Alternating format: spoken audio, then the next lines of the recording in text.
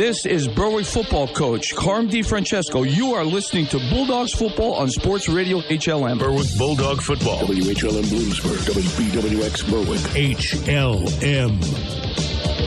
It is the final game of the regular season for the Bulldogs here tonight, taking on the Wolfpack of Wilkes-Barre Area. However, it's not the last game of the season for the Bulldogs, and it's not the last game that will be played here at Crispin Field. Berwick is locked into the number 3 seed when the District 2 Quad A playoffs are concerned. They will be here next Friday to start the playoffs, the quarterfinals, if you will. 8 teams qualify, and they'll be going against the number 6 seed that still has to be determined. It could be North Pocono, it could be Tunkhannock, and there's an outside chance that it could be Pittston area. We'll try to sort that out when we get the scores a little bit later. Here's the starting lineup in tonight's game for the Bulldogs. The tight end, number 9, Blaine Cleaver. 6'3", 219, a junior. 16 receptions on the season for 168 yards and 2 touchdowns. Normally, we'd say, in addition to Blaine Cleaver at the tight end, Dallas Schechterly. But as Andy mentioned, a bad hand injury. He's got a nasty-looking cast on. He, unfortunately, is done for the rest of the season, and the Bulldogs lose a terrific player on both sides of the football. One thing Dallas Schechterly, though, can tell his grandchildren many years from now, when I was a senior, I touched the ball 4 times, and I scored every time I touched it. He has 3 touchdown receptions as a tight end on his 3 catches, and he also returned an interception for a touchdown this season. The left tackle, number 60, Sully Slabinski. He's 6'1", 215, a senior. Left guard is number 52, Aaron Cashman, 5'10", 248, a senior. Nick Heimbaugh starts at center. He wears number 66. He's 5'11", 215, a senior. The right guard is number 79, Noah Craig, 5'11", 257 pounds, a senior. And rounding out the all-senior offensive line, the right tackle, number 55, Mike Zalutko. He is 6'1", 235 pounds, a senior. At the wide receiver positions, Tegan Wilk is the leading receiver on this team. 19 catches for 302 yards and 3 touchdowns. He's averaging 15.8 yards a reception. We'll also see Sean Sheptock, number 4, 6'2", 202-pound junior, 13 receptions, 238 yards, and 2 touchdowns. The quarterback is a senior, Ryan Lawbaugh, number 10, 6 foot, 184 pounds, an effective runner, 340 yards rushing and 6 touchdowns. He's averaging 4 yards a carry. He's also, in the passing department, completing 53% of his passes for 1,008 yards, 11 touchdowns, and 6 interceptions. The leading rusher on this team is number 16, Aiden Mason. He is 5'10", 212 pounds, a sophomore, 85 carries for 561 yards and 4 touchdowns. He also has caught 5 passes for 86 yards and 1 score. We'll also see at that running back spot, Alejandro Lopez, number 21, a 5'8", 186-pound junior, 49 carries on the season for 230 yards and 3 touchdowns. The fullback is number 42, Eric Montez, 6'1", 235, a senior. Montez, 10 carries for 37 yards and 2 touchdowns. He's also caught 3 passes for 45 yards. I mentioned Tegan Wilk as the leading receiver on this team. He is so versatile. He's also the 3rd leading rusher. 43 attempts on the season for 325 yards and 6 touchdowns. He's averaging 7.5 yards a carry. And Wilk had 12 carries in that game at Dallas last week. That is the most of his career. So as this season progresses, we're seeing more and more of Tegan Wilk as the Wolfpack of Wilkes-Barre area making their way on the far side of the field. Their school colors for this brand new jointure, powder blue and black. Tonight the black helmets, black pants, powder blue numerals, and white jerseys. Berwick under Carmen DiFrancesco in his first year as head coach, but his 23rd season as a head coach overall. He's looking for his 160th career win tonight in this first meeting ever against the Wolfpack. Berwick against Wilkes-Barre area, the keys to tonight's game. Andy Lichter. You know, Jim, so often we look at the keys and we look at the strategy of a game, but we're looking at 2 very complicated offenses that have had a lot of success against 2 very strong defenses. And I don't think it's going to come down to the X's and O's in this one. You're in week 10 of the regular season. Both these teams have qualified for the playoffs. I think it's going to come down to mindset. I mean, who's really ready to play? Who's hungrier for this singular, particular game tonight? And coming from a coaching standpoint, it matters as much as the X and O's do. Look at the Wilkes-Barre jointure here, the Wolfpack. What's their mindset? They're 6-3. I think a lot of people wondered, could this team possibly win in its first series? Yes, it has a lot of people and a lot of talent, but it all has to come together. It has to bond. It has to get the chemistry. It has to master, obviously, a new system. It never had its own JV system. So many things that make it hard for a jointure to come together, and they did. So I think, they're very proud of what they've done by the way that they've bonded, the way they've put it together. And 6-3 can lead to a confidence that has them hungry for this game. Berwick's running in, obviously, as you can tell by the fireworks, dressed in their dark blue, white helmets, and white game pants. So there's going to be a lot of positives. It's also a new program coming into Berwick for the first time. They want to establish a new rival, and they want to set a precedent that they're a team that can beat Berwick. If they can win here at Crispin Field, they have a bragging rights that few teams can ever say. They have a career winning percentage against Berwick. Very few teams have more wins against Berwick than Berwick has against them. They can claim that and, sort of set their tone as the first program to be able to do that. Yeah, you can flip it around. This coming into Crispin Field, bring on some doubts. This is a big-time atmosphere. Many people have been humbled by that over the course of the seasons. So what's the mindset? When you flip it around, what's Berwick's mindset? Are they just playing out the stretch to get to the playoffs? Are they pumped up? They want to go in motivated in this one. It's finishing out a season, but you're just kind of finishing it out, playing through it. Are you flat? This is for both teams. Or are you finishing out with a big win and momentum into the playoffs? That really does matter. Who has the mindset in this one in Week 10 as you finish out the season? Which way do you take it? Who comes out at the big win that leads them into their playoff successes? And I really think the team that gives it its all is the one that can come out in the winner. They're two very close programs when it comes to talent. Andy, you made a good point about the atmosphere of Crispin Field, how special it is to play here. And Ciro Cinti voiced concern about that. He said, as Coughlin players, they were here every other week. But for the GAR and the Myers players, they've never played here, so it's a new experience for them. It is, and not just the Crispin Field, but the Berwick uniform, the Berwick program, the Berwick tradition all comes in. How do you handle that? By the way, the Nino Cinti, who plays for Coughlin, he is the nephew of head coach Ciro Cinti, and Nino has been hired this year by the Citizens Voice, and he's written a blog or a journal, if you will, every week, and I've read a couple. Yeah. They're very, very good. Some good insight. The one this week for the Citizens Voice dealt with becoming a team. They have sort of a mantra that they shout out to the doubters. That people didn't believe that they can do it, and they did do it. But they themselves have sort of taken that to heart. It's brought them together as a team. The diversity of different schools, of different programs, of new people, all coming together very well. And they'd really like to finish it out 7-3, going into their playoffs as a top seed, and a win against Berwick. Wow, that would do it. Bulldogs against the Wolfpack to close out the regular season. We'll be back with the kickoff. You're listening to Berwick Football and Sports Radio HLM.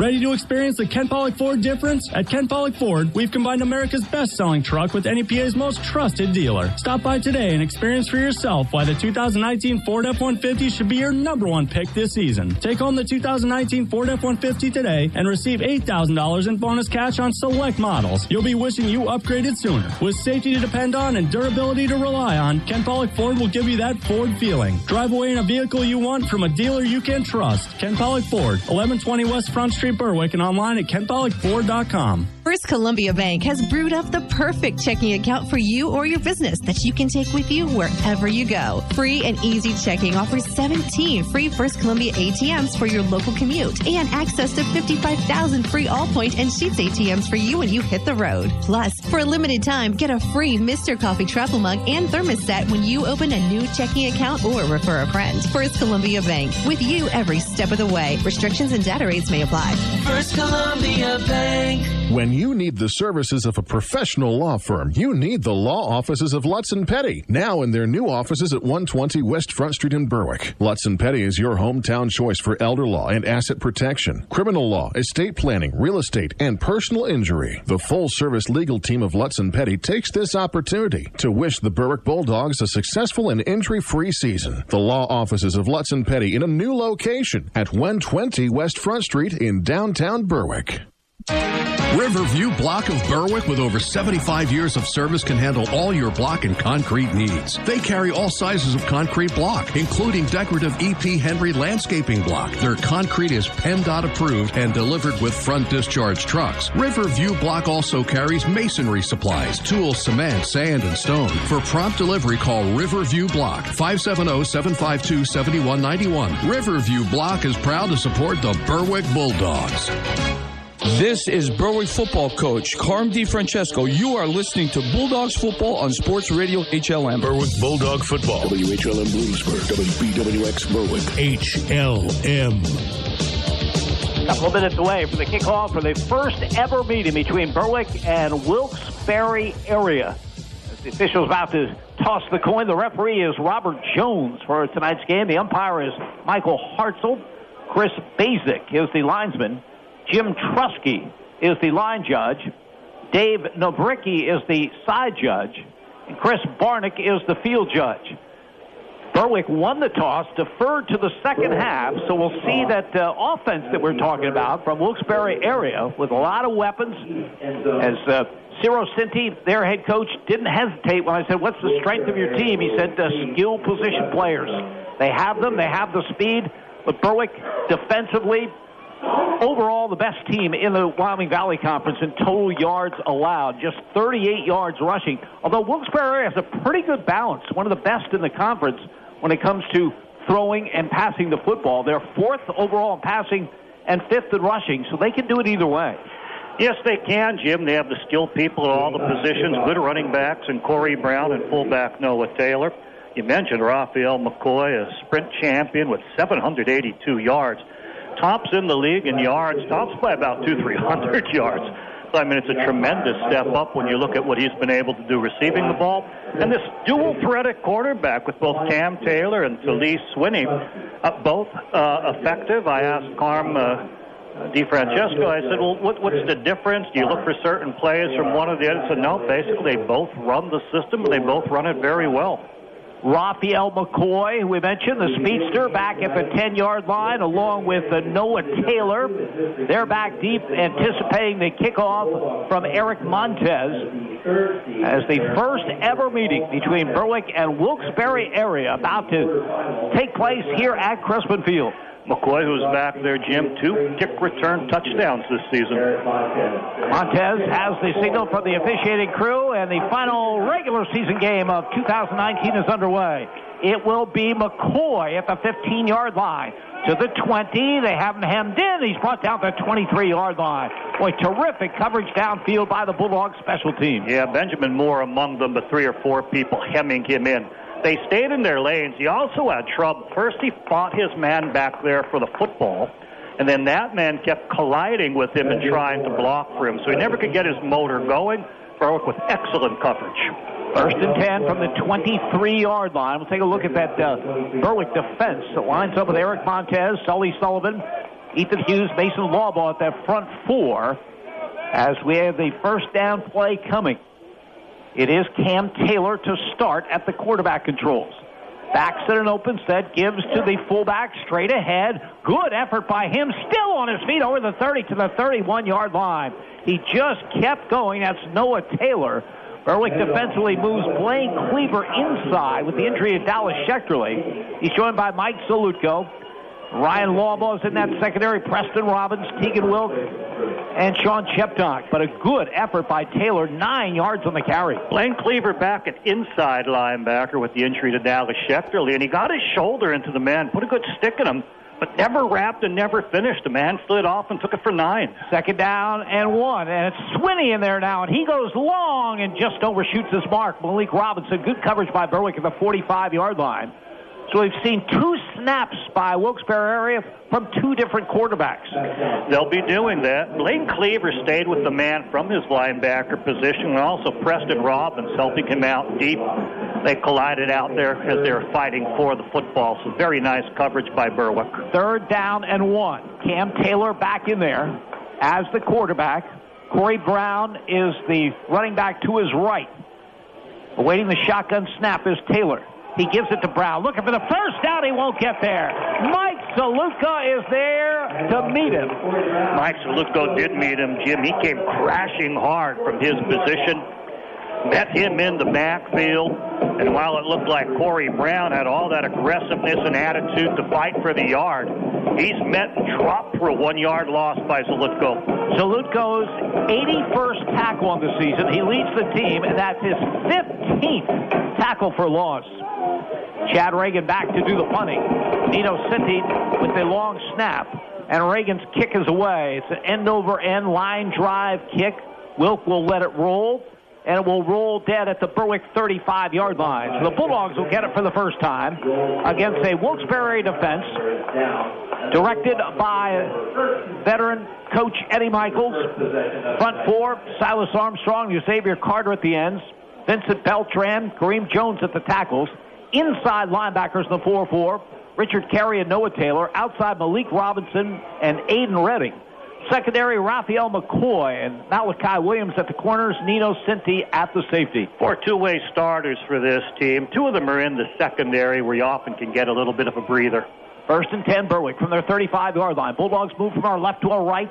The first snap goes to the tailback, and that is Tegan Wilk, and he gets outside and dances outside over the 40. Good first down carry for Tegan Wilk, lined up as the tailback with Aiden Mason, the fullback, ahead of him. Yeah, came to the right side behind Noah Craig and Mike Salutko and wanted to run it between them, but it stuffed up, so he bounced it out, turned it into a sweep, used his speed, and he gains 9 yards on the opening play for Berwick. 2nd down and 1. Again, the I formation.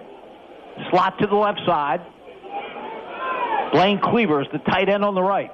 2nd and 1, Berwick. The give is to Aiden Mason, looking for the first down yardage. He's very, very close. Depends on where they mark him. Silas Armstrong crashing down, grabs a hold, but not until Aiden Mason had that good yard that will move the chains. Looked like clear option off to the left, but a predetermined give to the bigger back, Aiden Mason, who will move the chains for his team. Berwick 1st and 10 at their own 46-yard line. Initial possession for the Bulldogs in this game. Berwick averaging 30.8 points per game on the season. As Lawbaugh fakes handoff. Pitches behind Tegan Wilk. And Ryan Lawbaugh has to go back, and he is buried inside the 30-yard line. So a bad pitch behind the tailback leads to a huge loss. Yeah, he's going to lose about 15 yards on that play, Jim. I know you'll count it out. He bellied it back after the veer fake, and then he lost the pitch relationship with Tegan Wilk. Pitched it well behind Wilk and pitched it hard. Knew as soon as he pitched it, it was wrong because he followed it and ran it down. Loss of 17 on the play. 2nd and 27, Bulldogs back at their 29-yard line. Trips to the right. Sheptock wide to the left. Lawbaugh gives the ball to Mason. Lots of running room. 35, 40, 45, over midfield. Still on his feet. Inside the 40, breaks the tackle. To the 20, the 15, the 10, the 5, and Aiden Mason is in for the touchdown. 71 yards. Whoa, he exploded. The Wolfpack may have assumed Berwick was going to pass. They didn't pass. Looked like the first part of the veer, sort of a vanilla play, but he knifed on past the initial phase. Broke it to the sideline. Before you knew it, he made up the 17 yards of the penalty. Before you knew it, he had the chains. And 2 people seemed to have angles on him. One missed, and then the masked man, Talise Swinney, wasn't able to bring him down. After that, it was 30 yards unfollowed into the end zone. Brendan Hinkle will attempt the extra point out of the hold of Tegan Wilk. Snap, placement, kick is up, and the kick is good. timeout on the field. 9 minutes remaining, opening quarter. Berwick 7, Wilkes-Barre Area nothing. You're listening to Bulldogs football on Sports Radio HLM. At Traditional Home Healthcare, their beliefs make all the difference. You have the right to choose the highest level of healthcare in your own home, from pediatrics to seniors, as well as non-skilled home care services like meal prep, housekeeping, and companionship. They'll work with you every step of the way to create a care plan for your loved one, because Traditional is more than a home health care agency. They're your extended family when family can't be there. Visit TraditionalHomeHealthcare.com today. This is Berwick football coach Carm DiFrancesco. You are listening to Bulldogs football on Sports Radio HLM. Berwick Bulldog football. WHLM Wilkes-Barre, WBWX Berwick. HLM. Longest run of the season for sophomore Abe Mason. His previous high was 52. Moments ago, a 71-yard touchdown run, and Berwick off to a 7-0 lead. 9 minutes to go in this opening quarter. Sully Slabinski and Aaron Cashman opening the seam, getting him past the front four and the linebackers. After that, he used surprising speed to beat the secondary. Montez kick will be fielded by Raphael McCoy at the 15-yard line, the 20, the 25, the 30, and he's brought down from behind at the 48-yard line. Flags fly in the play, probably a horse collar. Yeah. A great return by McCoy. The Montez saved it from a touchdown. Yeah, the horse collar is going to come right about the 50-yard line. He had to launch his body, grab him if he could. It was the ends of both shoulder pads near the jersey. When you pull the man back that way, it's ruled as a horse collar. All the officials decided to throw the flag. They're calling it face masking, but it was horse collar, and you seem to have each side of the top of the shoulder pad. Had to bring him down. It would have been the touchdown. Would have been his third kick return. I'd watch kicking to that guy. It's going to be great field position for the Wolfpack to start this drive. They will put it in play at the Berwick 37-yard line. Berwick with that 7-0 lead, but the Wolfpack, great position as Cam Taylor looks to the sideline for the play call from offensive coordinator Ted Jackson Jr. Corey Brown is the running back to his right as he awaits the shotgun snap. Slot to the left side. Back to throw is Taylor, and he's looking long down the far side into double coverage, and the catch is still made inside the 10-yard line. McCoy going up high, Jim. You mentioned his talents. He's a lanky frame. He's down to the sideline. There's a man behind him, a man in front of him, but he uses the sideline, pulls it in, taps to 1 foot, and we see that Cam Taylor completes that bomb to him. 28 yards on the reception. There is an injured player on the field for Wilkes-Barre Area, being 10-2 back at the 45-yard line. It's quarterback Cam Taylor, Jim. It's a team that does platoon their quarterbacks, but he must have taken a shot after releasing that. Stood tall in the pocket, delivered the ball to his right, down the sideline, well downfield, about 30-35 yards.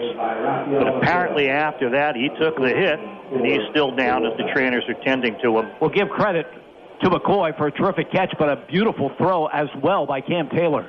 It was a wonderful spiral, nice and high. Comes down where the man looking for it can locate it, turn, jump, and worry about getting that foot down. He looks like a big-timer. We saw McCoy on that return earlier, and only sort of the diving, flying horse collar tackle by Eric Montez prevents the touchdown. And now he's flying down the sideline, making a circus catch, tapping the foot in.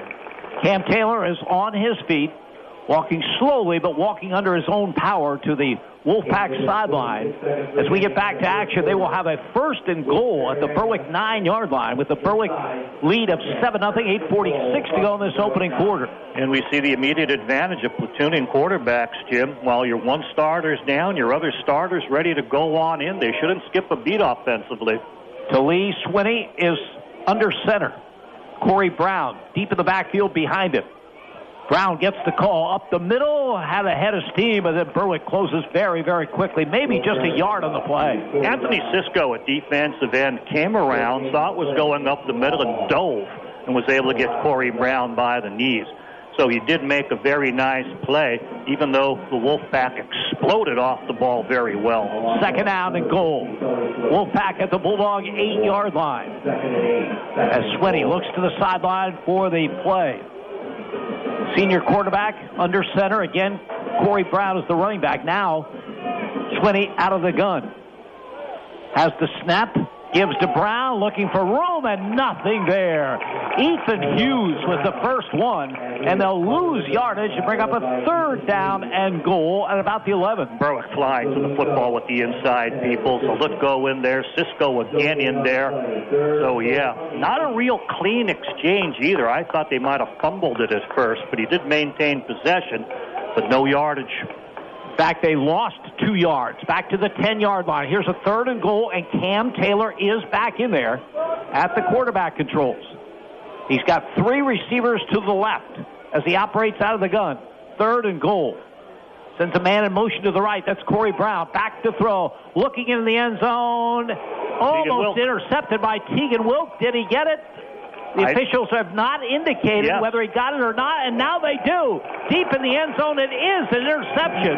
The official, for some reason, took his time in deciding whether Wilk got the beat down deep in the end zone. He did for the interception. He had to come down inside the back line. He went up, caught it with 2 hands, really had to jump.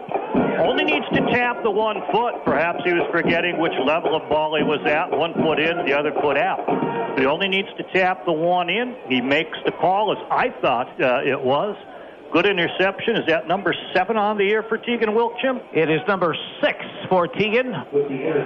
His 25th career interception, counting the 5 that he put together at Southern Columbia in his freshman year. I formation behind Ryan Lawbaugh. The call goes to the tailback. It is Tegan Wilk looking for running room off the right side, and not much there. Picks up a couple. Well, they're marking it, and he did pick up close to 5. 2nd down and 5. Berwick at the 25. Clock running 7 minutes to go in this opening quarter. Berwick leading 7-0. Aiden Redding, who's playing the outside linebacker, in a very similar defense to what Berwick runs, was able to grab a hold by a knee and hold on, or Wilk may have had more than that. Blake Bauer, wide to the right. Preston Robbins, wide left. Backs in an open set. Behind the quarterback, Wilk gets it again. He's hit behind the line. Gets a yard ahead to the 26-yard line. 3rd down coming for the Bulldogs. Aiden Redding yet again, Jim. He's the outside linebacker on the left, and he's cheating up. He's reading. While it's a nice Xing action in the backfield, it seems deceptive. He sees the ball clearly, sees it's handed to Wilkes, commits to the backfield, and puts the hit on him. 3rd down and 3. Berwick at their own 27-yard line. Wilk now in a slot to the right. Lawbaugh out of the gun. Wilk comes in motion. Fake handoff to him. Lawbaugh has it. He has running room. Over midfield to the 40, the 30. It's a foot race, and Ryan Lawbaugh is going to win the race as he goes 74 yards for a Berwick touchdown. Exciting. Put it in the belly. Looked things off to the left, and then took it to the right of center. Up the middle is where it goes, but the linebackers are moving with the play fake. The blocking is executed. And like on the Aiden Mason play, it's just a question of speed after that.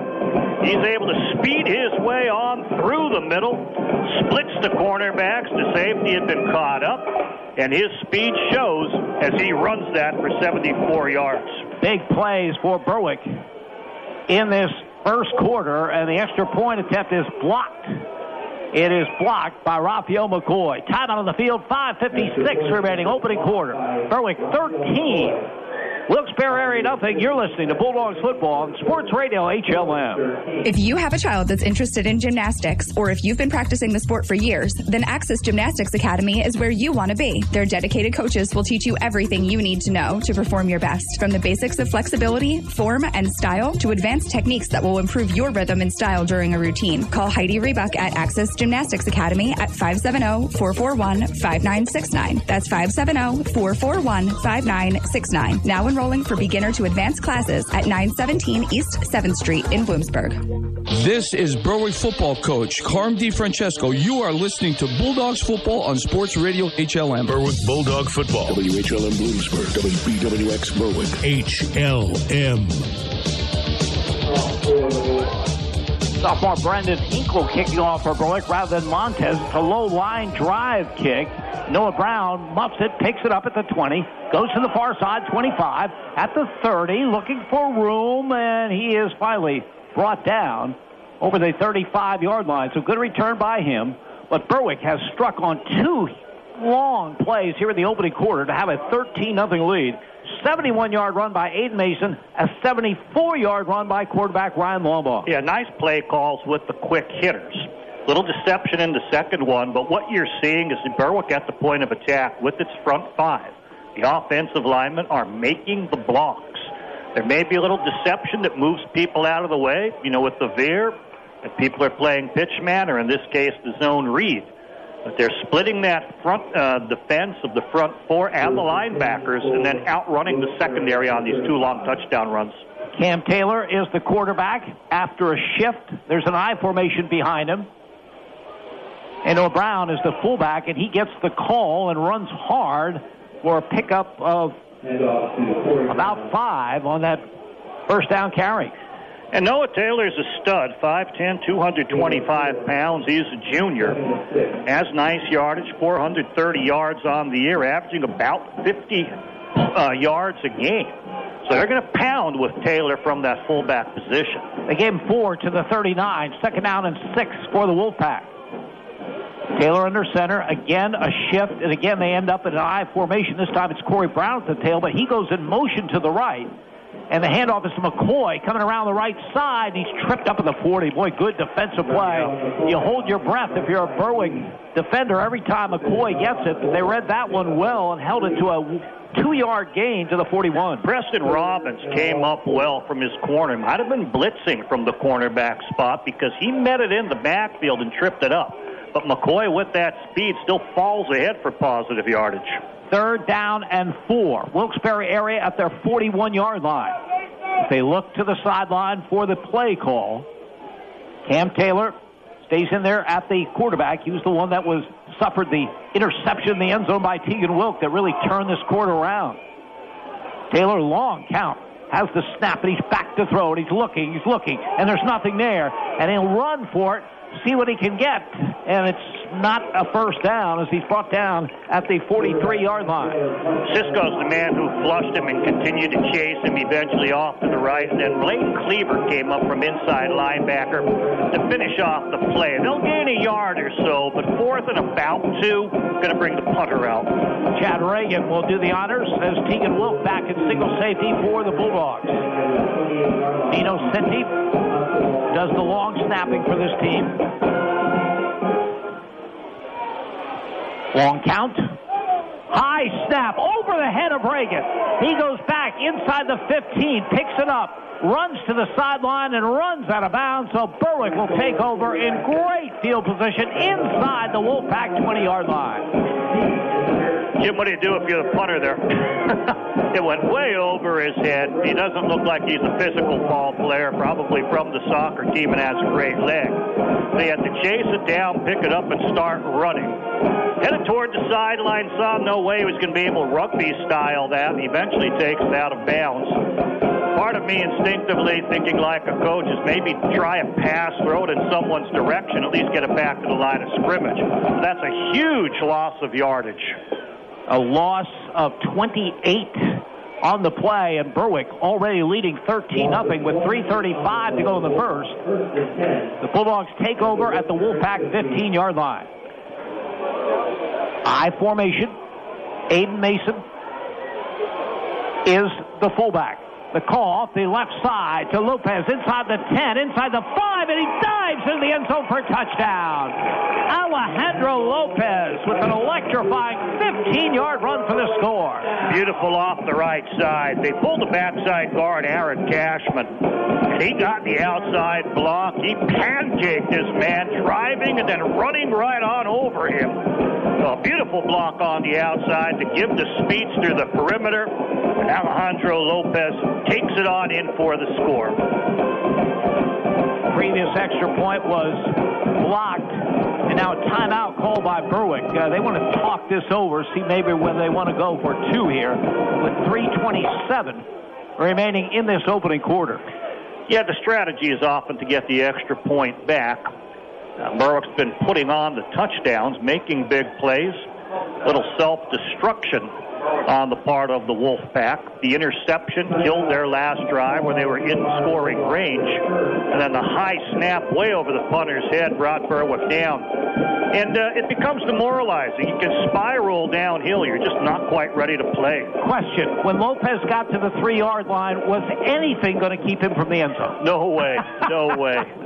You smell that as a running back. You can put a brick wall there, and he's going to get his way in. What a great effort by him. Now, Berwick took the timeout to talk about this strategy, and they will go for 2 to try to make it a 21-0 lead. They'll put it on the left hash. The offense always gets the option. Anywhere between the 2 hashes, they can have it set. They have Tegan Wilkes split very far to the right, isolated. He can run a slant in. Blaine Cleaver, the tight end to the right. Law ball out of the gun. Drops the snap, picks it up, fires to the end zone, has his man, and did he get in? He did. It's Blake Maurer with the 2-point conversion pass. Heads up play by Ryan Lawbaugh. Kept the play alive even after he dropped the snap and gets it to Maurer for the 2-point conversion. Timeout on the field. 3:19 remaining in the half. They've not changed it on the scoreboard. Are the officials going to talk about this one? Look good to me. You mean that you think the question of whether he got now in or it's up not? there. Now it's up there. Yeah, he rolled himself in, made the catch. He's rolling on in, was in there by a yard. It might be a question for the initial catch. And as he's downing himself when he's falling on a defensive player in the end zone, even then he had broken the plane of the end zone. So Berwick with a 21-0 lead as Ryan Lawbaugh hits Blake Maurer for the 2-point conversion. And again, we're going to see Hinkle with the kickoff. Yeah, and I'm not sure why, but one thing I think Berwick would like to do is keep the ball out of the hands of Raphael McCoy on these kicks. Yeah, maybe he's a better directional kicker. They're signaling up to the press box to the time that they want on the board. That is the reason for the holdup. But Berwick, with some big first quarter plays, leading by a score of 21-0. Talked about mindset coming in. Berwick is focused and ready to play. They're playing with an enthusiasm. Brendan Hinkle, the sophomore, does the place kicking for the Bulldogs. Kicks off. And the kick fielded by McCoy at the 9-yard line to the 10, to the 15, to the 20. Gets outside, turns the corner, 30, 35, 40, and forced out of bounds near midfield. Another terrific return by Raphael McCoy. He's had 2 for touchdowns this year, a saving tackle by the kicker last time, and now a saving tackle by the kicker Hinkle here on the sideline as he gets to midfield. Wonderful speed. He had 2 men who seemed to have the angles on him, and he just outran the angles to the outside. So Wilkes-Barre Area takes over at midfield. They trail Berwick by a score of 21-0. 3 minutes, 18 seconds remaining in this opening quarter. Eric Montez is in defensively, Jim, so not kicking isn't anything to do with injury, apparently. Slot to the right, wide receiver left. Cam Taylor takes the shotgun snap, gives it to Corey Brown, and he gets very little. Berwick's playing very tough on the inside, defensive tackles and the inside linebackers, including Blaine Cleaver, who's on the inside of this game. I think the first man to get the touch was Eric Montez from his defensive end. So they stall things up in the middle, take on the blocks, refuse to be moved, and then Montez coming around from the outside. And the entire Berwick defense will take credit for stuffing that for no gain. 2nd and 10, Wilkes-Barre Area, as Talise Swinney is now in at quarterback. Fakes a pitch, back to throw, fires over the middle, incomplete. Too high for Malik Robinson. Robinson pounds the turf like he should have had it. Would have been a tough catch, though. Would have been, plus there was coverage on him, so you have to elude the coverage first, get it past the defender's hand. I believe it was Blaine Cleaver staying with him across the field and thrown hard and a little bit high. So it is 3rd down and 10. Wilkes-Barre Area from midfield. With this game really turned around with the interception by Tegan Wilk in the end zone, as the Wolfpack were 10 yards away from tying it up. Now they're in a 3-touchdown hole as they give us to McCoy. Trying to sweep the right side. Nothing there. And he will get a yard or two on the play into Berwick territory. We'll have a flag against Berwick well after the play. Yeah, and just a yard or two would set up a 4th and 9 from midfield, another punt. Berwick turned it in nicely. Blake Maurer, who's playing at outside linebacker, gave a little too much ground. The man kind of planned it and turned back. But all the Berwick defense coming in that direction did stop things. So a wonderful play defensively on the outside, not giving this speedster the perimeter, turning him back in, and the defense pursuing well. But the personal foul penalty will move the chains. Yeah, lack of discipline on Berwick. It would have been a 4th down punting situation. Instead, it is a 1st down for Wilkes-Barre Area at the Berwick 33-yard line. Anthony Sisko has come into that defensive front, replacing Mason Lawball for the Bulldogs, as Cam Taylor in at the quarterback controls for the Wolfpack. They alternate quarterbacks sometimes on given plays. Backs in an open set behind Taylor. On the 38, he's back to throw. Hit as he gets it away. Long toward the end zone. He's got a man, and it is a touchdown. On target. It is McCoy, Jim. He used that speed. He was in a banana bunch on the right, then moved into the tight end position. From there, he basically ran a wheel route. I'm not sure if a linebacker had the man-to-man coverage on him, but he got a step. The safety couldn't get over.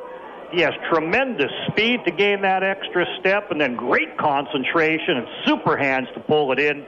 He's a big-timer. Raphael McCoy beating the defense. And how big was the penalty against Berwick? Instead of a punt situation, 2 plays later, they're on the board with a touchdown. Michael Deutsch-Jones with the extra point. The kick is up. The kick is good. Time on the field. 2:05 remaining opening quarter. Berwick 21. Wilkes-Barre Area 7. You're listening to Bulldogs football on Sports Radio HLM. Choose with confidence. The Medicine Shop. At the Medicine Shop Pharmacy, located at the corner of 9th and Pine Streets in Berwick, caring goes beyond the prescriptions. Discover the one-on-one customer service and dedication that makes caring part of the culture at the Medicine Shop in Berwick. Stock up on everything you need to keep you and your family healthy all year long. The Medicine Shop Pharmacy, located on the corner of 9th and Pine Streets in Berwick, where caring goes beyond the prescriptions. This is Berwick football coach Carm DiFrancesco. You are listening to Bulldogs football on Sports Radio HLM. Berwick Bulldog football. WHLM Wilkes-Barre, WBWX Berwick. HLM. Chad Reagan will kick it off for Wilkes-Barre Area. They're on the board on that 33-yard touchdown pass. Cam Taylor to Raphael McCoy. 21-7 Berwick. Low line drive kick to the far side. Lopez on the hop. Gets it at the 20-yard line. Alejandro looking for room. Not much there. Is brought down short of the 30-yard line. So the Berwick penalty keeping the drive alive for Wilkes-Barre Area, and takes them just one play after that penalty. Beautiful pass. Cam Taylor to Raphael McCoy of 33 yards. 21-7 is the Berwick lead, as the Bulldogs will put it in play at their 29. Yeah, Berwick has to realize it's got a couple easy touchdowns. Once you break things and you have that sort of 60-yard sprint that you win, those are easy touchdowns on breakdowns. And then the Wilkes interception in the back of the end zone stopped the drive. This Wolfpack is an explosive team with great skill players. They're going to keep matching you with scores if you let them stay in it and make mistakes like that penalty. Blaine Cleaver in at quarterback for Berwick gives to Lopez. Lopez breaks through a tackle, makes a nice move, and gets over the 35 to the 37. Ball pops out, but the officials rule that he was down. And very nice running, jitterbug style. He likes to use his speed. Good blocking to get him around the outside. He'll get 8 yards, and then as he pounds to the ground, the ball pops out, not ruled as a fumble. 2nd down and 2 for Berwick at their 37-yard line. So Blaine Cleaver, the junior, was 5 for 10 in passing this season. He's at the controls now here late in the opening quarter. He's also run the ball 10 times for 98 yards and a score. He is under center. Lopez the tailback. Mason the fullback ahead of him. Cleaver on a roll left. Stops. Throws long downfield for Tegan Wilk. Incomplete. Over his head. Great coverage by Talee Swinney down there for the Wolfpack. And the safety coming over to help as well. Blaine Cleaver with a little fish hook roll to his left, sets his feet, sees the double coverage, but thinks, well, that's Wilk. I can throw it on out there anyway. Goes a little too far for anybody. But you take that shot on second and short. Third down and 2, Berwick at their own 37-yard line. 1:02 to go, opening quarter. Bulldogs with a 21-7 advantage. Slot to the right. Tegan Wilk is in that slot. I formation behind Cleaver. Takes the snap, gives the ball to Lopez off the right side, has the first down. Lopez to the 41-yard line. Malik Robinson on the tackle for the Wolfpack. Aaron Cashman again from left guard, pulling and turning it up outside of the right tackle position. Bulldozes straight ahead, pushes people out of the way, gives that runner the chance. 1st and 10 for Berwick. Cleaver in there. It's not an injury situation. Ryan almost fine. Just a change-up at quarterback here as the first quarter winding down. Ball at the 41-yard line. Lopez, the tailback, Aiden Mason, ahead of him. Toss sweep left side to Lopez, looking for room, finds it, gets over the 45, out to the 48-yard line. Alejandro Lopez appears to have great vision as a running back, which is a big plus. He does. He also has the willingness to finish the run, Jim. Once there was no more to see after the weaving for 4 or 5 yards, 2 people converging on him from the secondary, dropped his shoulders and hit them. 2nd down and 4 for Berwick. We'll see what they do in the second quarter. 1 in the books here at Crespin Field. 21-7 Bulldogs. You're listening to Berwick Football and Sports Radio, HLM. Real Estate is your full-service real estate agency. Buying, selling, residential, commercial, multifamily, land, and rental management. Call Yannick Real Estate.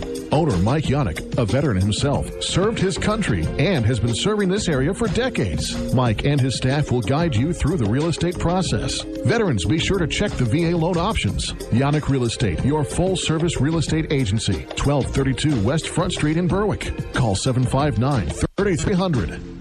Berwick Bulldog football. In HLM Sports, tonight in the second, Central Columbia leads Bloomsburg 6-0. In the second, Southern Columbia leads Danville 21-0. And in the first, Mount Carmel leads Shamokin 7-6. For HLM Sports, I'm Raven Klein.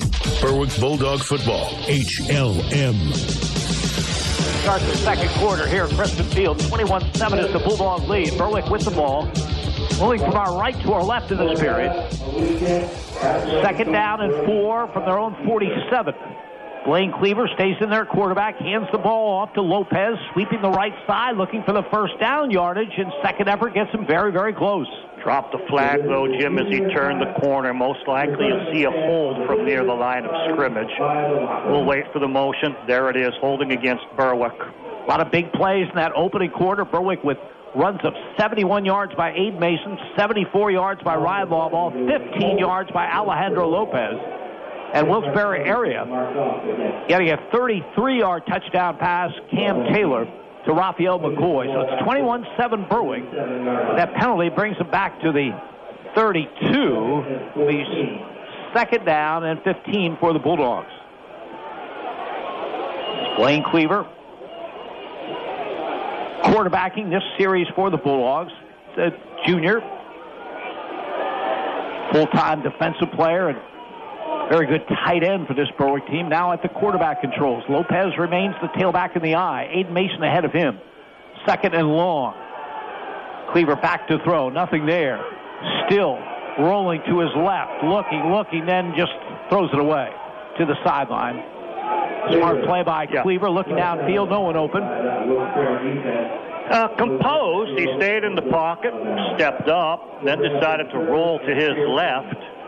Looked back to see where's the pursuit, how much time do I have, can I find anybody? Hard going to your left, setting and squaring the shoulders and throwing. Saw that no one was going to open, so heaves it out of bounds smartly. End of the first quarter, Valley View leading North Pocono 7-0. North Pocono, one of the teams that might be here next week to start those playoffs. As Berwick facing 3rd down and 15. as they have three receivers to the left.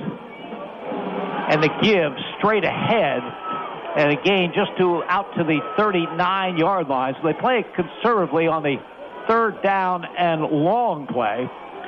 Aiden Mason taking it up the middle and basically nowhere to run in there. So we'll see our first punt out of Berwick in this game.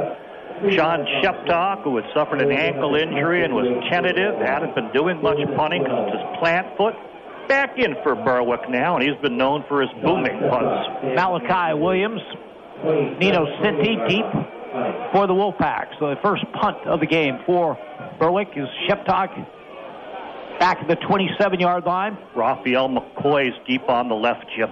Jake Lanning with a good snap. Not a good punt, though. Very, very high and short. It does take a Berwick roll, though. It will go out of bounds on the far side, the 32-yard line. And considering the fact that McCoy was back there, that's not the worst punt for Berwick. Don't want to put it in his hands. So far, he's been their singular spark. A catch of 28 yards, a catch of 33 yards, 2 kick returns across the 50-yard line. He's a standout player. He stands out as you watch. He has a different type of gear than the others have and tremendous athleticism. 33-yard line is the line of scrimmage for the Wolfpack.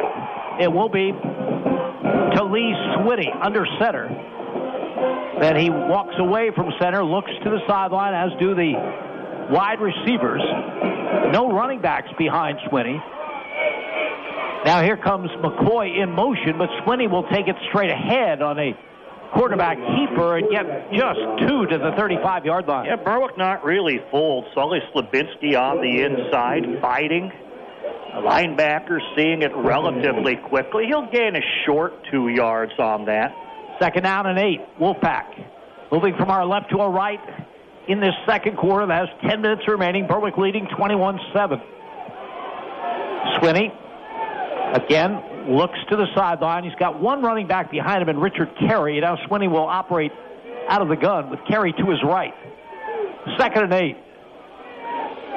Long count. He has the snap. Back to throw. Looking, fires. Diving attempt by McCoy, and he has it for a first down at the 45. Well, he's not just a speedster. He can catch the football. Terrific play there. 10-yard pickup and a first down. He went on down, ran down the hash, looked inside over his left shoulder, saw the ball coming in a little short, goes into the slide and scoops it up before it can hit the ground. Cam Taylor comes on to do the quarterbacking after that completion by Swinny. Doesn't appear to be any rhyme nor reason to the substituting of the quarterback position for, and now a 15-yard penalty against Berwick. What happened? I never saw the flag, Jim. I saw the scoop. Maybe someone was upset, yelled something to the officials. That wasn't a catch. Maybe using improper language. Purely speculation, by the way. It was purely speculation, but something happened, and it didn't seem physical because the man had downed himself with the slide. So 15 yards after the throw, second 15-yarder on Berwick. The first time Wilkes-Barre Area cashed in with a long touchdown pass. Let's see how they do here at the Berwick 40-yard line. Noah Taylor is the lone running back behind Cam Taylor. Noah gets it. He's cut down. Boy, what a great play by Blaine Cleaver. He got in there quickly, got at the ankles of a very big running back. You saw it perfectly, Jim. He saw it. He went low, submarine, made the first contact behind the line of scrimmage, and the running back falls forward for about the length of a football. Second down and 9. Wilkes-Barre Area trying to get back in it, trailing 21-7. 8:50 to go in the first half. They have it at the Berwick 39-yard line. It is to Lee Swinny. Back at the quarterback controls. A wing to either side. Swinny straight drop back to throw. Looking. Here comes a pass rush. Throws it off balance into traffic. It's intercepted to the far side, the 10. The 15, the 20. The 25, the 30. 35. Blake Maurer on his way. 20, 15, 10, 5, and he is in for Berwick touchdown. The third touchdown of 70 or more yards in this game for the Bulldogs. Mason Lawbaugh pushed marched up the middle, defeating a double team, forcing the quarterback backwards and to his left. He throws off his back foot deep, but doesn't get it down.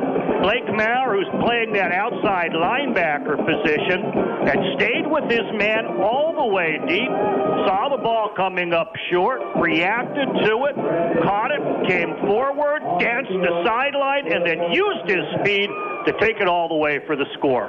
Blake Maurer with the interception and the return. And Berwick extends the lead as Brendan Hinkle will attempt the extra point. Out of the hold of Tegan Wilk. The kick is up, and the kick is good. Time on the field. 8:24 remaining first half. Berwick 28. Wilkes-Barre Area 7. You're listening to Bulldogs Football on Sports Radio HLM. Are you looking to meet an elder care need? Do you or a loved one need assistance with any of the instrumental or basic activities of daily living? Brookdale Senior Living has a solution. Brookdale Bloomsburg, located at 420 Schaefer Road, is a premium personal care home offering a family atmosphere along with round-the-clock nursing care. Call 570-387-6868 to learn more. Better yet, we invite you to drop in and meet the Brookdale family and learn how we can offer an optimum aging experience for you or a loved one. This is Berwick football coach Carm DiFrancesco. You are listening to Bulldogs football on Sports Radio HLM. Berwick Bulldog football. WHLM Bloomsburg, WBWX Berwick. HLM. Blake Maurer starting in this game defensively because the injury of Dallas Schechterle. He goes 80 yards with an interception, 28-7 Berwick, 8:24 remaining in this opening half as Raphael McCoy takes it at the 15 to the 20 to the 25, the 30, the 35, the 40, still on his feet, over the 45, over midfield, to the Berwick 40, to the 35, to the 30, the 25, turns the corner, and he will go the distance. Raphael McCoy for the score. Oh, he's good. He has a special gear that people can't match. First, he had to fight to make the catch of the kick with his own man. Once he took it up the left side and eluded a number of players, weaving. Evan Meehan seemed to have him by the waist. I thought I was going to spin him to the ground. I stopped watching the play, but I still hear your play-by-play call as he breaks free of that at midfield. Then he goes from left across the field to the right, and there's no angle that's going to catch him with his speed. A beautiful touchdown run.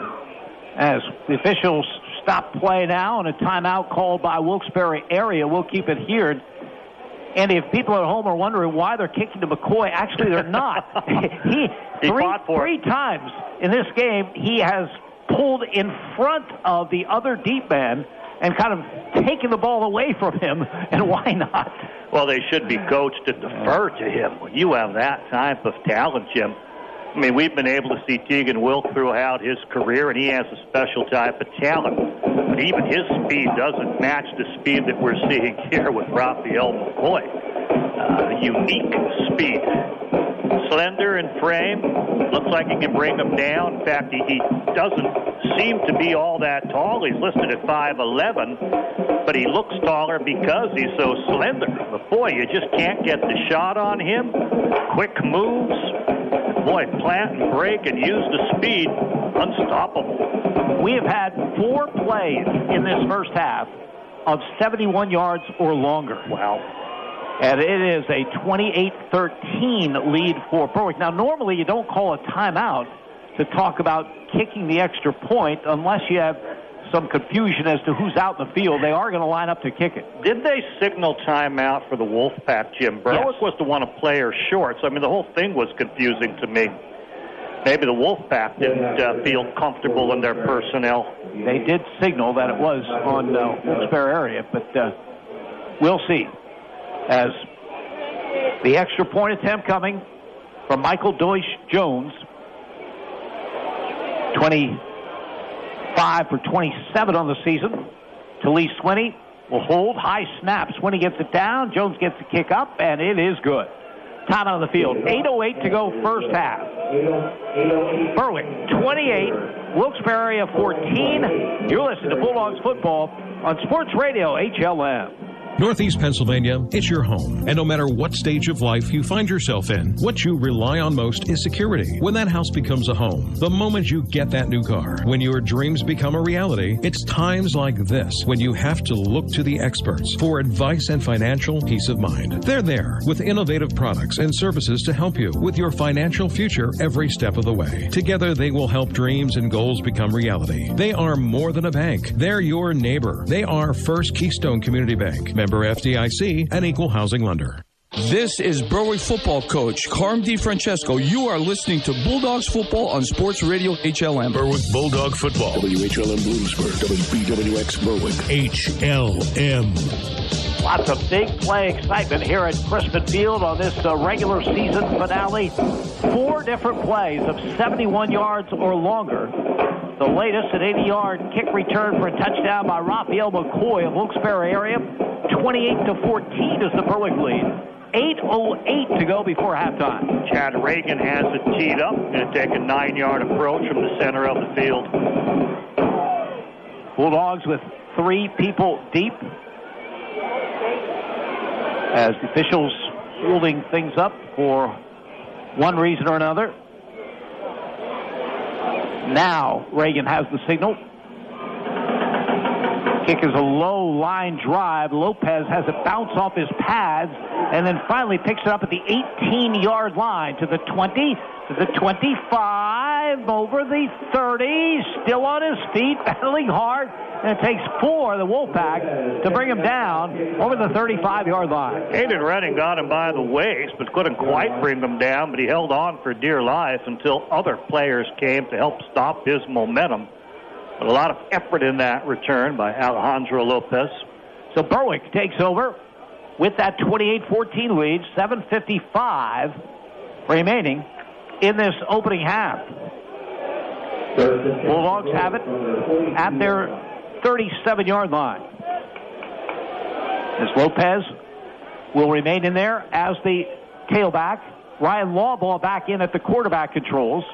And Berwick with a power eye to the right. They've got Eric Montez in as the fullback.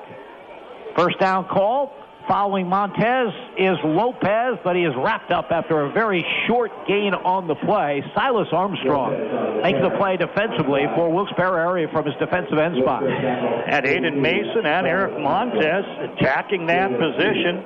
He should be doubling down on Silas Armstrong, the defensive end, but he fights his way through the block. Berwick will gain a yard on that. Second down and 8. Bulldogs at their 39-yard line. Again, Berwick going to be the 3 seed for the District 2 Quad A playoffs that begin next Friday. It'll begin right here with an opponent to be determined. Second and 8. As Keegan Wilk is now the tailback in the eye. He gets the call, tries the left side. Straight arms a tackler, tries to get outside. Not much doing. Gets out to the 42, maybe the 43-yard line. Raphael McCoy defensively now coming up, making the tackle after Wilk gets about 5 yards. They pull Noah Craig from the right guard around to the left side. He got just enough piece of the defensive end to let Wilk get outside of him and get his yardage on the perimeter. Third down and 4. Berwick at their own 43-yard line. Bulldogs moving from our right to our left as we do things here in the second quarter. Slot to the left side. Slot to the right. Blaine Cleaver is the wide receiver to the right. As Lawball waits the shotgun snap. Blake Maurer in motion. Fake handoff to him. Lawball keeps it and gets the first down. Ryan Lawball faking to Blake Maurer, keeping the football and getting the first down out at the 49. He's a good runner when you need the chains because he knows how much is needed. He had about 3 steps into the run, and at that point he was willing to drop his head and fight to get himself past the chains. Didn't meet with a lot of resistance at that point, but he has that sense of what he needs to continue the drive. 6 yards on the carry. First and 10, Bulldogs at their own 49. Call goes to Aiden Mason straight ahead. He runs into Silas Armstrong. He does get it over midfield. Picks up about 3 to the Wolfpack 48-yard line. Silas Armstrong coming from the backside, though, not play side, Jim. They went to the right. Silas Armstrong coming from behind that and still able to make a play. Maybe they need to widen him a little bit. He's an aggressive player. We've seen him on a number of tackles. He is a 5'11", 200-pound senior for these Wolfpack. As again, Berwick with a slot to the left and a slot to the right. 2nd down and 7 for the Wolfpack 48. In motion comes Tegan Wilk, but keeping it as the quarterback. Ball, lots of running room, 35-30, and down to the 25-yard line. Brian Lawbaugh faking to Tegan Wilk, and lots of running room for him down to the 26, as that will be a 24-yard gain. Very, very nice. Give him 87 on the game, and his first play was a 17-yard loss on a bad pitch that he had to go back and get. So if it wasn't for the bad pitch, he'd have 100 yards rushing at this point. 1st and 10 Bulldogs at the Wolfpack 26-yard line. Under center now is Lawbaugh. Gives the ball to Tegan Wilk. Lots of room up the left side. Inside the 20, to the 15. Dances to the 10. Still on his feet at the 5. Diving for the pylon. Gets hit for the touchdown. A spectacular run by Tegan Wilk. He put a move on Nino Cinti about 8 yards into the run. It was a genuine swivel hips where come here, ole, my legs are no longer there. I'm one man wide of you, and I'm continuing without breaking stride. Highlight film type of run, and then has to fight his way into the end zone with a final burst of power. It wasn't the longest run of the evening by far, but it was the most fun. I'll give it that much. Beautiful. As Brendan Hinkle will attempt the extra point out of the hold of Tegan Wilk. Snap. Placement. Kick is up, and the kick is no good. No good, off to the left. Timeout on the field. 4:52 remaining in the half. Berwick 34. Wilkes-Barre 14. You're listening to Bulldogs Football on Sports Radio HLM. Neighbor Fence Company has fencing for where you want it, serving Columbia, Montour, and Luzerne counties. Neighbor Fence provides top-quality residential and commercial fencing, vinyl, chain link, wood, aluminum, and ornamental fencing, plus vinyl railing and specialty products. Neighbor Fence Company, 1140 State Route 239 in Wapwallopen. Call 570-752-4423 or visit them online at neighborfencecompany.com. Neighbor Fence Company is a proud sponsor of local youth athletic teams. This is Berwick football coach Carm DiFrancesco. You are listening to Bulldogs football on Sports Radio HLM. Berwick Bulldog football. WHLM Wilkes-Barre, WBWX Berwick. HLM. We've had a game's worth of scoring, and we're still in the first half with 4:52 to go. 34-14 Berwick. Latest score, a spectacular 26-yard run by Tegan Wilk. Brendan Hinkle kicks to the far side of the field, away from Raphael McCoy. It's picked up by Taylor. Taylor runs over a Berwick tackler as he gets out to about the 31-yard line. Shane Levan tried to drop the shoulder and take on Taylor, who had his momentum going, and he just crumpled him. But that time, an obvious attempt to kick it away from Raphael McCoy, and a successful one by the sophomore Brendan Hinkle. It was angled right for the sideline. Took the first bounce. You think it was going to go out of bounds, but it made a left-hand turn to parallel the sideline in that case. So a fortuitous bounce from Berwick's point of view. Wilkes-Barre Area, 1st and 10 at their own 30-yard line. They have 4:48 remaining. In this half, they have 2 timeouts remaining. After a shift, there's an I formation behind the quarterback, Swinney. Toss, sweep left side to Brown. He will not get to the line of scrimmage. No, he won't. Berwick has taken away the running back. Sully Slabinski that time, angling over, making the play. Again, meeting him in the backfield. He'll fight back to the line of scrimmage, but Berwick putting 3-4 hats on the runner every time it's a traditional running play. Corey Brown now is 5th carry, and he's at -2 yards. Berwick coming in, giving up 38 rushing yards a game. That is number 1 in the Wyoming Valley Conference. 2nd and 10. Wolfpack from their 30. Swinney has the shotgun snap. Keeps the football and runs into Sully Sullivan again. This time a yard or 2 gain on the play. Eric Montez there as well. Yep, Ethan Hughes, Anthony Cisco. Pick your blue jersey, Jim. They're all there, really fighting for the ball. They'll give them a yard, but boy, they want more on that quarterback zone read type of play. They mark it just short of the 32. We'll call 3rd down and 8 for the Wolfpack at their own 32-yard line. Slot to the left side. Backs in an open set. Taylor off play action, back to throw. Looking, wants to throw, won't be able to. Eric Montez with a sack back at the 25-yard line. 7.5 sacks now in the season for the 6'1", 235-pound senior, and his 21st tackle for loss. He has had a monster senior year for the Bulldogs. Why you'd roll in his direction, I just don't understand.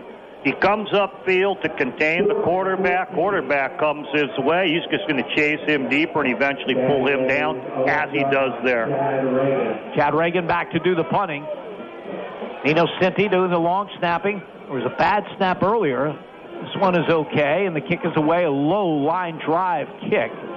Berwick will have to let it roll. It rolls out of bounds on the far side. The Bulldogs will have it at their own 37-yard line with 2:44 to go in this opening half, and Berwick leading 34-14. And having some explosions in the running play, Jim, making some big gainers, big chunk plays. Not much in passing, only 2 passes attempted by Blaine Cleaver, the only passes by Berwick of the game, both incomplete. You know, getting back to that run by Tegan Wilk, you'd say, well, he has got to be the starting tailback. He's not. he just fills in there occasionally. Help out where you can. And he helps out in a lot of places. So many. It's Berwick, 1st and 10 at their own 37-yard line. They move from our right to our left. They have a slot to the left and a slot to the right. And Lawball out of the gun, fakes handoff, keeps the football off the right side over the 40 and out over the 45-yard line. Brian Lawball having a monster game carrying the football. Yes, he is. Measure that one out. Give him 9. So now he has 96 yards on the game. And again, his first statistic was minus 17 on a bad pitch on the option that he had to chase on down and fall on. So suffer those yards there, or he'd be comfortably over 100. 2nd and 1. Berwick at their own 46-yard line. Slot to the left, wide receiver right. Lawball gives the ball to Aiden Mason. Tries the left side, has a full head of steam over midfield to the 45, the 40.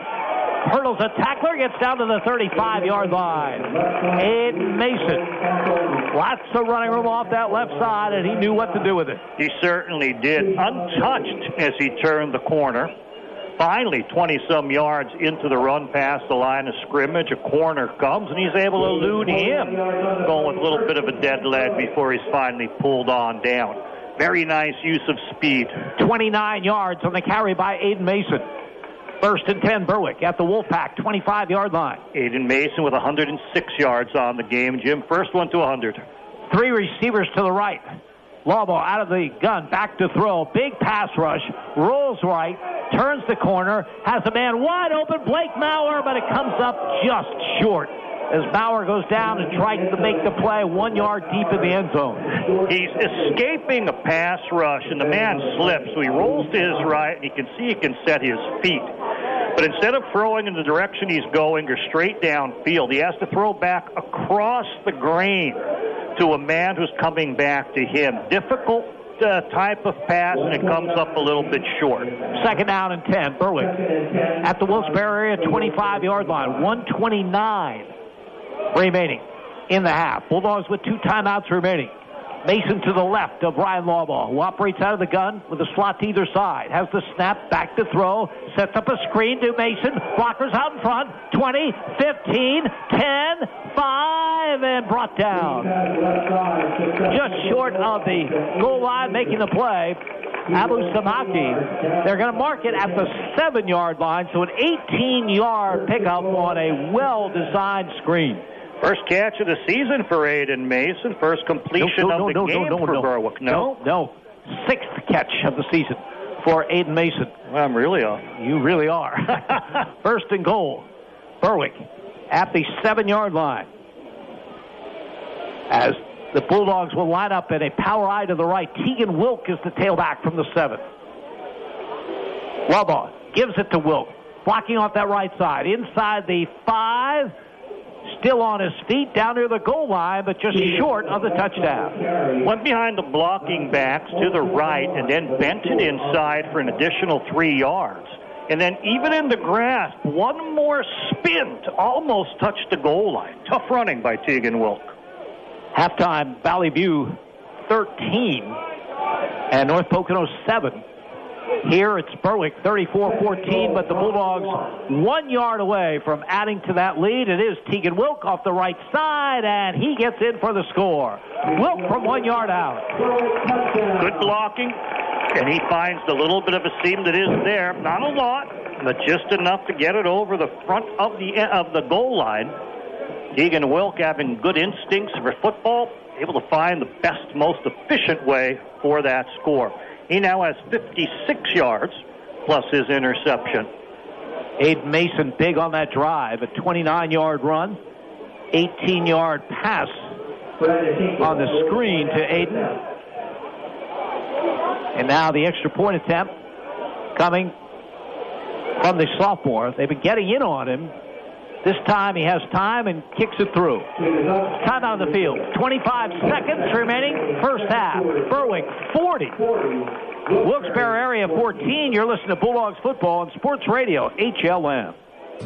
Rediscover an American icon with the all-new Lincoln lineup at Ken Pollock Lincoln. Whether you're looking for a luxury SUV like the all-new Lincoln Nautilus or a luxury sedan like the Lincoln Continental, you'll be sure to experience a new definition of customer care. And when it comes time for your service, you can trust your vehicles in good hands with our Lincoln certified technicians. Experience what true luxury means from NEPA's most trusted dealer at Ken Pollock Lincoln, 1120 West Front Street, Berwick, and online at kenpollocklincoln.com.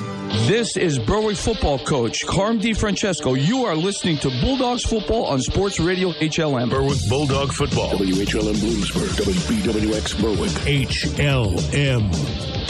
Statistical oddity, if you will. Berwick's last two drives, each 6 plays, 63 yards. As Hinkle kicks to the far side, fielded by one of the up men at the 35-yard line. He's brought down short of the 40. Again, Berwick kicking away from Raphael McCoy, who's had a couple of long returns, including a touchdown return for one of the two scores in this game for Wilkes-Barre Area. But Berwick dominating, leading 41-14, 19.7 seconds remaining. And Berwick does show the offense in this one, but the Wolfpack not quitting. Smart of Berwick to kick away from McCoy. He's their best chance of scoring any time he can be involved in a play. Electrifying type of talent. Redding that time, Austin Redding getting the ball, but nowhere to run as Berwick has 3-4 different helmets getting at him. Lee Swinney, one of two quarterbacks that the Wolfpack alternate during the course of the game. He's at the controls now. He's operating out of the gun. 2 timeouts left. They have it at their own 40. He's got an option to the right. Swinney's going to keep it himself. And he is going to be brought down right about midfield. Does get out of bounds to stop the clock. Tegan Wilk coming from the secondary to make the play. Tegan Wilk, when he does come up, realizes often he's fighting himself to the sideline. He doesn't need to make the tackle. So he works at the football. He did strip it out of his hands, but the man was out of bounds at that point. 9 yards on the carry, 12.5 seconds to go in the half. Second down and 1 for the Wolfpack. I think he get into a bit of a prevent look here. Tegan Wilk is a true free safety. He looks to be about 20 yards off the ball. Yeah, how about 4 people on McCoy? Yeah.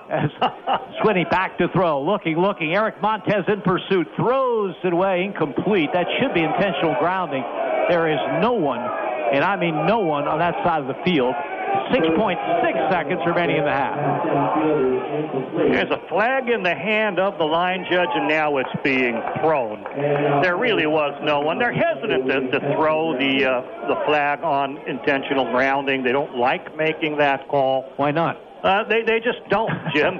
They tend to give a protection to quarterbacks, I think, is part of it. Or you say, well, someone's close. It's just a question of relative. How close? 5 yards, 10 yards, 45 yards. But until they all looked and they all agreed, no one at all near that. That would be loss of down as well as the penalty yardage. The line judge who threw that was Jim Trusky. Jim, he's out of Mahanoy City, and he was recently inducted into the Jerry Woolman chapter of the Northern Anthracite Hall of Fame, which I had the privilege to MC. 3 receivers to the left. To Lee, gives the ball to Brown, coming around, and he is forced out of bounds with 1.7 seconds remaining in the half. It's not a play you expect to go all the way, but you hope to be able to get Brown on track. He's a top runner for this team. He has 11 touchdowns on the season. He's at -2 yards after his 5 carries. Here he's able to at least turn the corner, have some success, move the chains with about 6 yards there. 1.7 seconds remaining. Well, McCoy has the speed to get to the end zone. It's just a matter of whether Swinney, who is the quarterback here, has the time and has the arm to get it there. Yeah, and Berwick will come with its pass rush. Don't really have to honor run at all. I don't think you're going to see the draw being called. There's too many people in the secondary. Stoppage, Wolfpack. Timeout, 1.7 seconds to go in the half. 41-14 Berwick. You're listening to Bulldogs football on Sports Radio HLN. Welsh's Towing and Repair proudly supports the Berwick Bulldogs and wishes them a successful year. Welsh's Towing and Repair has a long tradition of helping. You can call Welsh's 24/7 at 759-9737 if you are in need of a tow, jump start, tire change, are locked out, or to request them on scene if you're in an accident. Welsh's accepts all major insurance and motor clubs, and they offer all types of preventive maintenance and state inspections for cars, trucks, and motorcycles. Welsh's Towing and Repair, South Mercer Street in Berwick, and at their South Center Storage Facility, Columbia Boulevard in Berwick. This is Berwick football coach Carm DiFrancesco. You are listening to Bulldogs football on Sports Radio HLM. Berwick Bulldog football. WHLM Bloomsburg, WBWX Berwick. HLM. 1.7 seconds remaining in the first half. Following their timeout, the Wolfpack with the ball at the Berwick 49-yard line. 3 receivers to the left, 1 to the right. Lee Swinney is the quarterback. He has the snap. He throws to McCoy, and McCoy keeps his balance over the 40 and down the sideline, forced out of bounds inside the 40-yard line down at the 37. So 14 yards on the reception on the final play of this opening half. With the score, Berwick 41, Wilkes-Barre Area 14. You're listening to Bulldogs football on Sports Radio HLN. S.J. Kowalski Heating and Air Conditioning sells comfort. Since 1972, S.J. Kowalski understands the importance of doing business. They service what they sell and take pride in customer satisfaction. S.J. Kowalski is a trained comfort specialist, a Lennox dealer, and they are Northeastern Pennsylvania's premier dealer of Mitsubishi ductless mini-split systems. S.J. Kowalski also sells and installs energy-efficient Rinnai water heaters and geothermal systems. Call 1-888-KOWALSKI and ask about special promotions and zero-interest financing. Red's Roofing, the roofing ninjas of Berwick, are your roofing experts for Luzerne, Columbia, and Montour counties. With 26 years of experience and great rates, why go anywhere else when Red's Roofing will get the job done right for your decks, siding, or roofing, specializing in metal and rubber shingles. Most roofing work is done in one day, so remember the name, Red's Roofing, the roofing ninjas. Call Red's Roofing, 752-4351. Owner Harry Titus, a proud supporter of the Berwick football team. Somebody needs you. Make a difference in someone's life. Caregivers America is presently hiring direct care workers for their Berwick office location. Caregivers America offers next day pay, direct deposit, paid time off, and paid training. Create your own schedule. Clients close to home. Go to caregiversamerica.com or call the Berwick office, 570-759-7757. Caregivers America. First Columbia Bank has brewed up the perfect checking account for you or your business that you can take with you wherever you go. Free and Easy Checking offers 17 free First Columbia ATMs for your local commute and access to 55,000 free Allpoint and Sheets ATMs for you when you hit the road. Plus, for a limited time, get a free Mr. Coffee travel mug and thermostat when you open a new checking account or refer a friend. First Columbia Bank, with you every step of the way. Restrictions and data rates may apply. First Columbia Bank. This is Berwick football coach Carm DiFrancesco. You are listening to Bulldogs football on Sports Radio HLM. Berwick Bulldog football. WHLM Bloomsburg, WBWX Berwick. HLM. Kim Doyle and Andy Ligney from Crispin Field in Berwick. The regular season finale tonight, senior night, Hall of Fame night, a lot of things going on. And a lot of points on the board. 41-14, Berwick leads at the break. Bulldogs scored in their first possession on a 71-yard run by Aiden Mason. Brendan Hinkle out of the extra point. Berwick had a quick 7-0 lead. Raphael McCoy with a terrific return after that touchdown. Near midfield, the penalty put the ball into Berwick territory. They eventually had a third down and goal at the Berwick 10-yard line. But the pass in the end zone, deep in the end zone, was intercepted by Tegan Wilk, the 25th interception of his career, stopping the drive. And then just a couple of plays later, Ryan Lawbaugh goes 74 yards on a keeper to add to the Berwick lead. The kick for the extra point was blocked, but Berwick led 13-0. The next time Wilkes-Barre Area had the ball, there was a bad snap and a punting situation. Berwick took over at the 15-yard line. And from there, Alejandro Lopez got the ball off the right side, and a real attitude run by him.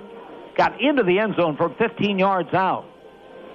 On the extra point attempt, Berwick decided to go for two. Ryan Lawbaugh to Blake Maurer, and the Bulldogs extend their lead to 21-0 with 3:27 remaining in the opening quarter. Wilkes-Barre Area was going to punt the football later in that quarter, but a 15-yard personal foul penalty against Berwick kept the drive alive. The penalty brought it to the Berwick 33, and from there, Cam Taylor hit Raphael McCoy for the touchdown.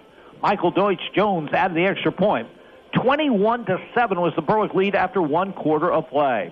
In the second quarter, a long pass by Wilkes-Barre Area picked off by Blake Maurer, an 80-yard return for a touchdown with 8:24 remaining. And Hinkle came on and kicked the extra point. Berwick extended their lead to 28-7. The ensuing kickoff was picked off by Raphael McCoy, who returned it 75 yards for the touchdown. Michael Deutsch-Jones with the extra point, 28-14 Berwick. 4:52 to go in the half. Berwick caps a six-play, 63-yard drive on a spectacular run by Tegan Wilk, weaving in and out of the secondary of the Wolfpack. 26 yards for the score. The kick attempt failed, but Berwick led 34-14. There was also a 24-yard run by quarterback Ryan Lawbaugh, who had a big first half carrying the football on that drive. Berwick's next possession, another six-play, 63-yard drive. This time, Tegan Wilk from 1 yard out. Big plays along the way, a 29-yard run by Aiden Mason, and an 18-yard pass on a screen from Ryan Lawbaugh to Aiden Mason. Brendan Hinkle with the extra point. Berwick led by a score of 41-14. That came with just 25 seconds to go in the half, a half that has come to an end with the Bulldogs with that big lead. 41-14 Bulldogs. You're listening to Berwick Football on Sports Radio HLM. Prices are falling on all our vehicles during the fall sell-off event happening right now at Fairfield Chrysler Dodge Jeep Ram. It's Ram Power Days, so let's talk Ram trucks. We have over 100 of them on site ready for you to drive home. And you can get 0% for 60 months plus no payments for 90 days on select 2019 Rams or lease one for just $159. Jeeps? You won't find a better selection anywhere else. Lease a 2019 Grand Cherokee Laredo or a 2019 Cherokee Limited for just $199. So don't shop the rest. Shop the best. Come see the Kaiser Boys and experience for yourself the best selection, the best prices, and the best service and parts around. Fairfield Chrysler Dodge Jeep Ram. Route 405 in Muncie or Route 11 in Danville. Fairfield for the best deals. Leases are for 24, 36, and 42 months. $34.99 due at signing. Offers on select vehicles only for qualified buyers. Only must finance through Chrysler Capital. Offers end October 31st. See dealer for complete details. Fairfield, you're gonna love us. Berwick Bulldog Football. In HLM Sports tonight, at half, Central Columbia leads Bloomsburg 9-0. At half, Southern Columbia leads Danville 28-6. At half, Mount Carmel leads Shamokin 14-6. At half, Loyalsock leads South Williamsport 14-7. In the second, Midwest leads Tunkhannock 6-0. At half, Montoursville leads Selinsgrove 7-0. In the second, Northwest leads Riverside 20-8. At half, North Schuylkill leads Pottsville 22-7. In the second, Wyoming Valley West leads Williamsport 21-7. In the second, Wyoming area leads Pittston area 43-0. At half, Shikellamy leads Milton 28-0. At half, Dallas leads Lake Lehman 38-6. At half, Valley View leads North Pocono 13-7. At half, Mifflinburg leads Lewisburg 7-0. At half, Crestwood leads Hazleton area 14-7. And at half, Muncie leads Hughesville 24-21. For HLM Sports, I'm Raven Klein. Berwick Bulldog Football, HLM. Halftime from Crispin Field. Bulldogs all over the Wolfpack of Wilkes-Barre area. First ever meeting between these two schools. 41-14 at the break. Stats from the opening half, Andy Lichtner. Yeah, Berwick has the stats, Jim. 306 yards here at halftime. They averaged 312 an entire game, so 306 really does put it up. They have the Wolfpack at 83 yards. Wolfpack has passed 4 completes for 84 yards. And in the running game, they're at -1 when you factor it all in. Let's take a look at Berwick first. They've run the ball exceptionally well. 22 rushes for 288 yards. Running backs have had their day. Aiden Mason has looked especially strong. 5 carries, 106 yards. Started things off early with a 71-yard touchdown burst. Now at 106 yards on 5 carries. Tegan Wilk has had the bulk of the carries. He's had 8 in all, including 2 touchdown runs. 56 yards for Tegan Wilk. Out of the running back position, Alejandro Lopez has had 4 carries for 30 yards. And then quarterback Ryan Lawbaugh has run the ball well. He has plus 96. Started the game with a 17-yard loss, so he'd be up over 100 comfortably if he didn't have that bad pitch go his way. 5 carries for 96. 4 running backs, 3 of them tailbacks, 1 a quarterback for 288 yards on 22 carries. Ryan Lawbaugh and Blaine Cleaver have each thrown 2 passes. Ryan Lawbaugh has the singular complete. That was an 18-yard screen pass to Aiden Mason, who used his blockers well and fought it down into scoring position. So 1 of 4 for Berwick passing, 18 yards in the air, 288 on the ground, gives Berwick 306 yards here at halftime, as they've looked very, very strong. Looking at the Wilkes-Barre Area Wolfpack, on the ground, 33 positive yards, 34 negative yards, so a net of -1. Corey Brown, a strong running back, has good numbers on the year, about 500 yards rushing, averaging 53 yards a game. Well, here in this game, 6 carries, 4 yards, and 6 of them came on the last play of the half where Berwick was kind of in a prevent defense. Noah Taylor, at fullback, 3 carries for 14 yards. Raphael McCoy has 1 carry for 2. The team lost 28 yards on a punt that went high over the punter's head. So a bad snap on the punt, -28 to the team. And then the quarterbacks, Talise Swinney, 3 carries for 13 positive. Cam Taylor, 2 carries for -6 because of his sack. 34 negative yards, 33 positive yards, a net of -1 on 16 official carries in the running game for Wilkes-Barre area. Passing, Cam Taylor's 2 of 3 with 1 interception. Talise Swinney is 2 of 6 with 1 interception. All the receptions, all 4 of them, have gone to Raphael McCoy, and why not? He's shown on his kick return ability what he can do. He shows it in receiving the football. An extremely talented individual, blessed with blazing speed. 4 catches, 84 yards, including a 33-yard touchdown reception for Raphael McCoy here at halftime, as his team is 4 of 9 passing with 2 interceptions and his 84 yards to the good. Factor in the -1 rushing, so 83 yards on 25 plays for the Wolfpack. Compare it to Berwick's dominating performance. They've had 26 plays for 306 yards. The most dynamic, I think, opening half for the Bulldogs this season, and doing it against a pretty good football team. They show that they have bounced back from that Dallas loss and are ready for the postseason. You know, I was talking with Carm DiFrancesco, and there's a lot of ways things can go, and I mentioned mindset. And, you know, after the 2 losses, you could feel, hey, that's our season. Our season was those 2 games. That was it, and they've beaten this, and you could spiral down. But Carm DiFrancesco said they did something that he did early in his career. They always did it when he was at Brennan. They always did it in Danville. And then when he was at Shamokin, they just kind of got away from it.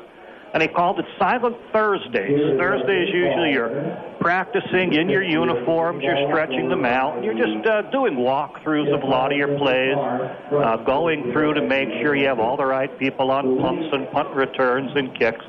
But the notion of Silent Thursday is nobody talks. Nobody talks unless you're asked a question by the coach. And it really gets the focus going. And he said they felt really good, and afterwards the players were telling the coaches that was a great practice, coach. And it gave them the focus, I think, for this game. So it's something that's going to stick with Berwick. They're going to have their Silent Thursdays from now on. And it seems to pay dividends, that unique coaching day. Still not in the mercy rule. Bulldogs a score away from that. They'd like to get it on their opening possession of the second half. They lead it here 41-14. You're listening to Berwick Football on Sports Radio HLM.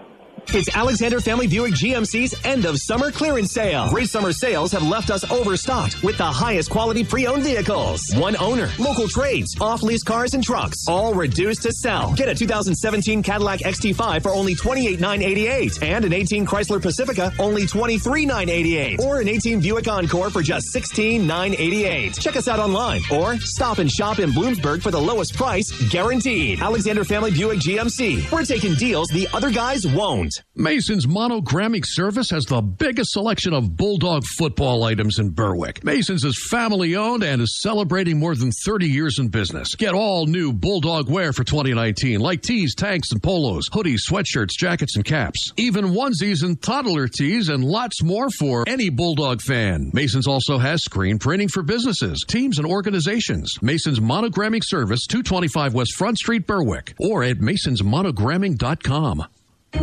Neighbor Fence Company has fencing for where you want it, serving Columbia, Montour, and Luzerne counties. Neighbor Fence provides top-quality residential and commercial fencing, vinyl, chain link, wood, aluminum, and ornamental fencing, plus vinyl railing and specialty products. Neighbor Fence Company, 1140 State Route 239 in Wapwallopen. Call 570-752-4423 or visit them online at neighborfencecompany.com. Neighbor Fence Company is a proud sponsor of local youth athletic teams. Advanced Automotive Auto Service Center at 1895 West Front Street in Berwick will take care of any sort of automotive repair, PA state inspections, brakes, and tune-ups. Frank and the guys at Advanced Automotive can also handle custom exhaust, engine and transmission repairs and overhauls. Anything that ails your vehicle, let Advanced Automotive take care of it. 1895 West Front Street in Berwick. Call 570-752-1440. Go Dogs. This is Berwick football coach Carm DiFrancesco. You are listening to Bulldogs football on Sports Radio HLM. Berwick Bulldog football. WHLM Bloomsburg, WBWX Berwick. HLM. 41-14 is the Berwick lead here at halftime. The Bulldogs hoping to close out the regular season with an 8-2 record. They will be the number 3 seed when the District 2 Quad A playoffs begin next week. And I just have one disclaimer. I'm about to tell you something that I don't want you to take to the bank, but I'm going to try to figure out the playoff situation here. Berwick has the 3 seed, will be home next week against the number 6 seed. As I'm reading it, it's going to be either North Pocono or Tunkhannock. Now, if they both lose tonight, it'll be Tunkhannock. If they both win tonight, it'll be Tunkhannock. If Tunkhannock were to win and North Pocono lose, I think it'll be North Pocono here. But at any rate, it's going to be one of those two teams. Both those teams are involved in close games tonight, as North Pocono playing at Valley View and trailing 13-7 at the half. And in a second, the latest update we have is Tunkhannock and Midwest tied at 14. But it'll be one of those teams. The number 1 seed, of course, the unbeaten Mountaineers of Dallas. They'll be the number 1 seed. Valley View will be number 2, Berwick number 3, and Crestwood number 4. But 5 through 8 gets a little iffy, and the results tonight will matter. But the only thing we can tell you for positively sure is that the Bulldogs will be here at Crispin Field next Friday night to take on one of those teams, either North Pocono or Tunkhannock. Neither team, of course, Berwick played in the regular season. They have played North Pocono a number of times over the years in the postseason. They used to play Tunkhannock on a regular basis. In fact, if they play Tunkhannock here next Friday, it would be the 24th meeting between these two schools.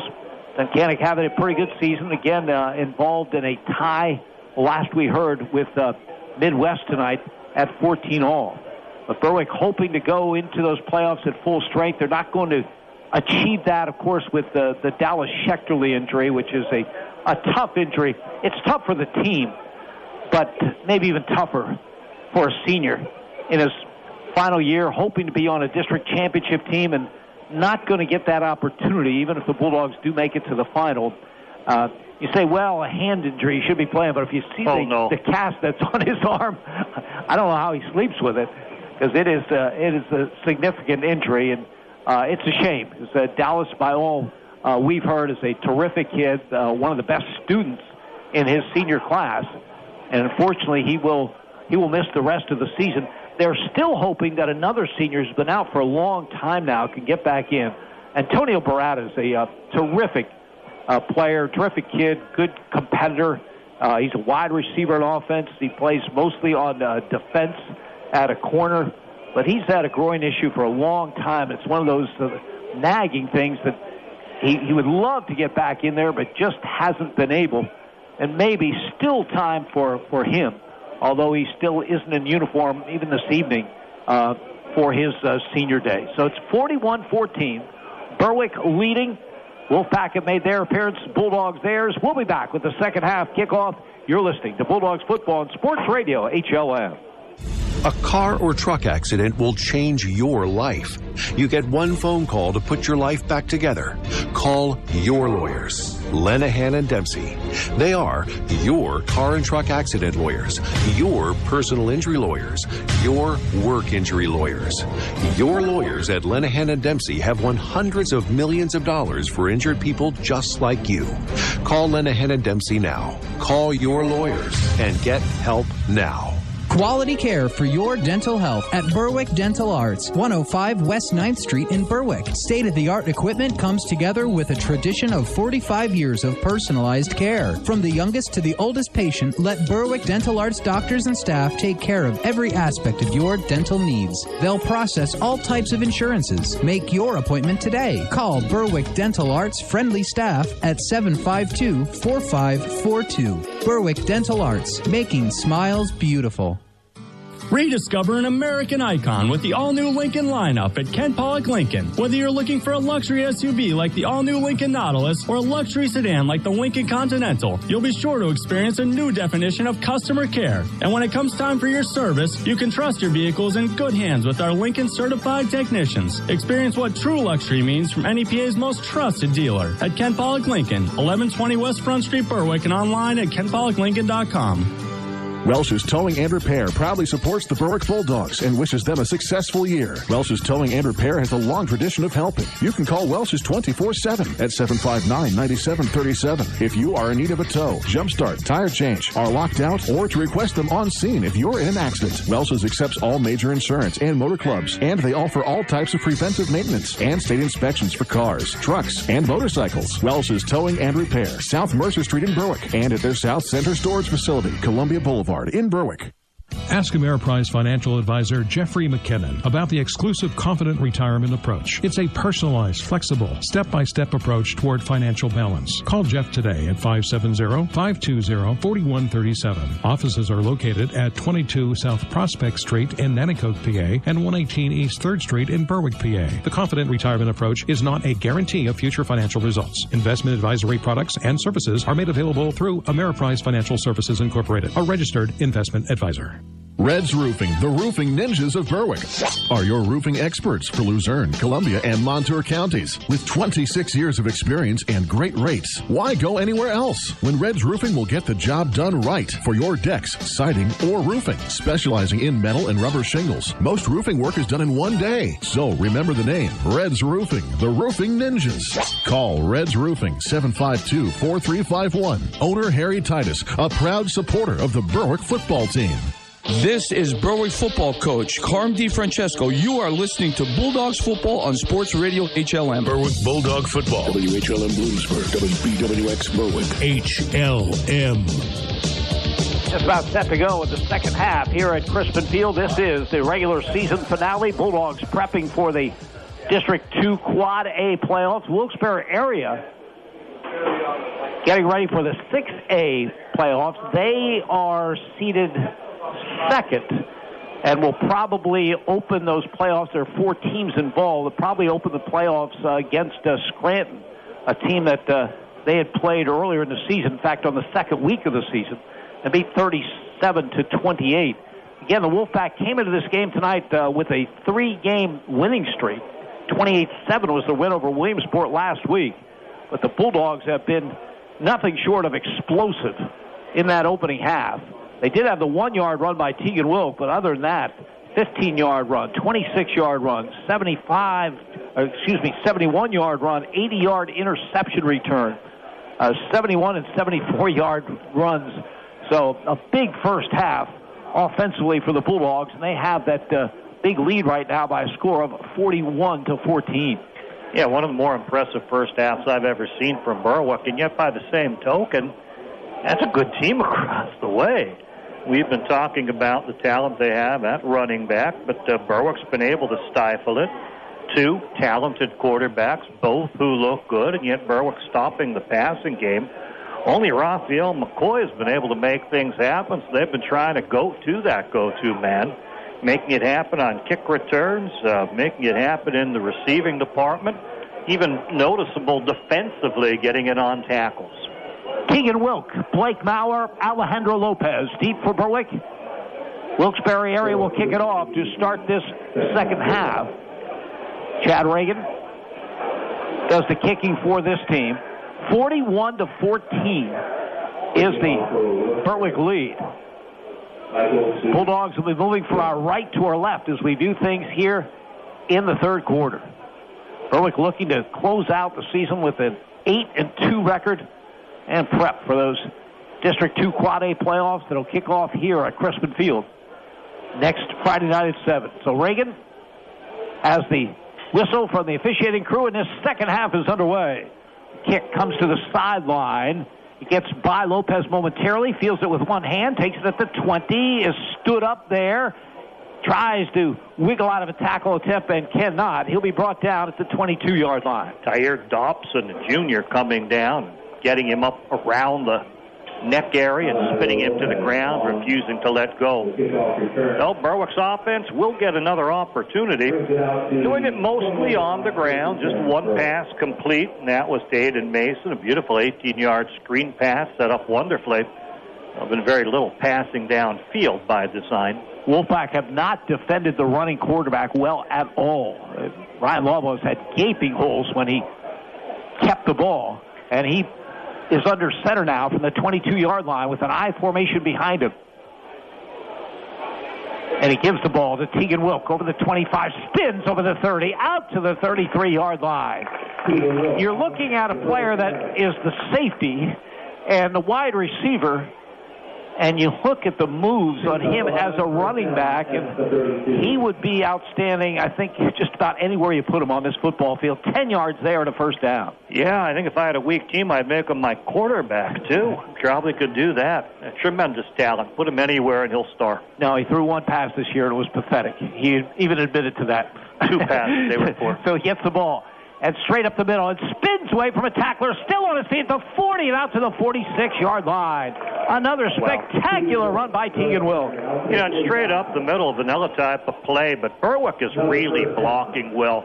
I'm more impressed with the offensive line than I've been the entire year. Nick Heimbaugh at center, Noah Craig and Cashman flanking him, have been very visible and pulling. You get out wider with Slavinsky, and whether it's Lutko or Jordan Young, they've really been engaging their blocks and opening up these inside runs. 1st and 10 from the 46-yard line. Berwick in their own territory. Ryan Lawball under center. Gives to Wilk again. Tries the right side and gets out to midfield. Just over midfield into Wolfpack territory. Second down call coming. Nino Sinti came up from corner to make the tackle at about 4 or 5 yards. Aiden Mason from the backfield leading on a kick-out block, opened it up till the corner did come up. Tegan Wilk put a move on him, but he was able to grab a hold of the leg and hang on. 4 yards on that carry. 2nd down and 6. Berwick from midfield. Peyton Williams is a wide receiver to the left. Blake Bauer in a slot to his right. Again, the I formation. Love straight drop back to throw, big pass rush. The pass is tipped, and it goes to Aiden Mason. He'll be dropped for a loss to the 40-yard line. The pass was intended for Tegan Wilk, but Malik Robinson was all over Ryan Lawbaugh and actually tipped the ball, and it came up short. Mason grabbed it, but the result will be a loss of 10 back to the 40 and a third down at 16. It's instinctive. The ball's there. You want to make sure defense doesn't get it, but no defense was around. And you think, well, I can catch it and maybe turn this play into something, but you're 10 yards behind the line of scrimmage. More pursuit is coming. He would have been better to knock it to the ground. Blake Bauer wide to the right. Peyton Williams wide left.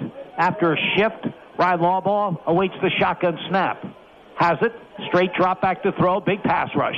Rolls right.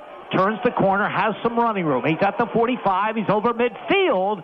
And we'll wait and see where they mark him. He's very close to the first down at the 46-yard line of the Wolfpack. He's on the far side from us, and he could see right in front of him where the marker is. He's not the type of guy to go out of bounds before hitting it, but on that occasion, he's going to be a good yard and a half, 2 yards short.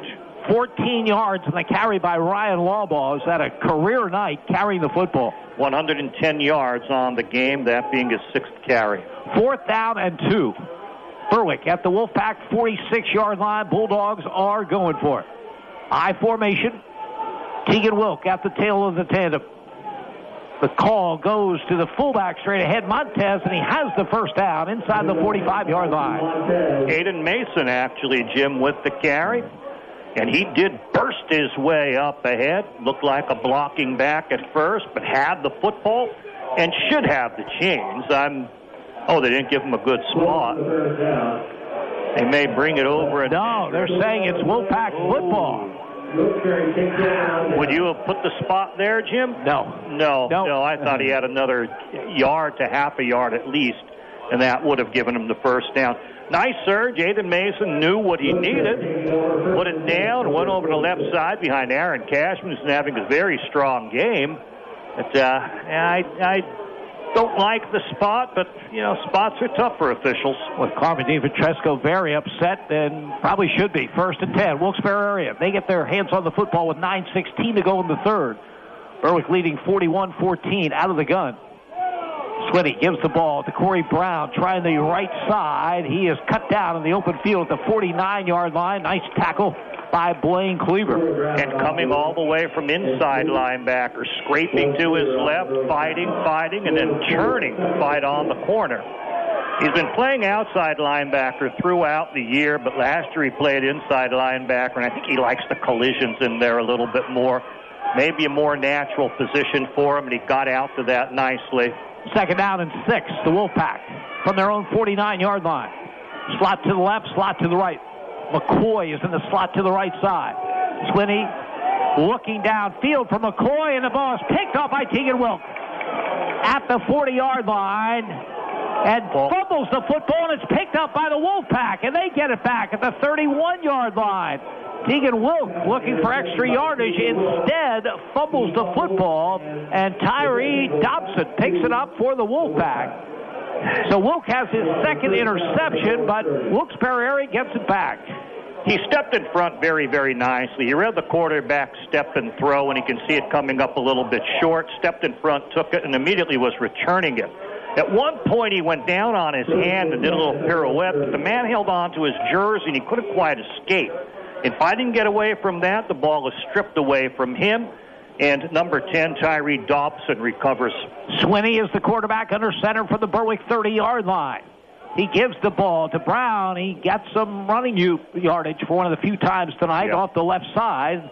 Picked up close to 4 near the 26-yard line. First time he's gotten yardage in a straight-ahead play. He's been able to manage some sweeps and turn the corner of late. This time it's over in the B gap between the left guard and the left tackle, and he was able to get nice yardage straight ahead. 2nd down and 6. They have 2 fullbacks in there, although Noah Taylor is playing the role of tailback now. Big guy at 225 gets the call off the left side. Anthony Sisko has him, but he drags Anthony to about the 22-yard line. It's going to make third down and short for the Wolfpack. Richard Carey, number 43, is ahead of Noah Taylor. Carey goes 215 pounds, Taylor 225. So basically the mindset is strap it on, boys. We want to go right at them. They have a nice big offensive line. They're very strong. The 5 average, 253 pounds of men. Much bigger on the left side with Timmick and Bednar at 260 pounds each. Third down and 1. Noah Taylor, again, is the tailback. He gets the call off the left side, has the first down and then some, as he gets to the 20, maybe the 19-yard line. So the Wolfpack on the march here with 7:06 to go in the third quarter, and Berwick leading this one 41-14. They want a motivational drive, one of those strap it on, physically dominate, let's make it happen, let's get ourselves believing. So they're going with these bigger backs and going behind the bigger side of the offensive line, challenging Berwick to come up and try to stop them. They're willing to give up a few minutes to take a deliberate drive in. And now Noah Taylor is the fullback ahead of Corey Brown in the eye. Fake to Brown. Back to throw is Swinney firing to the end zone, and it is... Oh, no. It is an interception.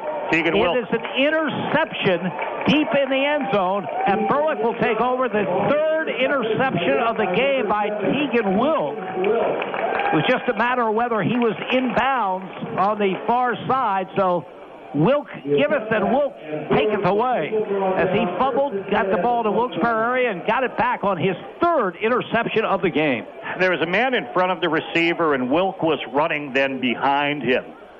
Near the pylon, near the back of the end zone on the far side, near the sideline, Wilk goes one-handed and taps the foot in. The side judge was right there. The thing is, how do you indicate that that's an interception and inbounds and all of that?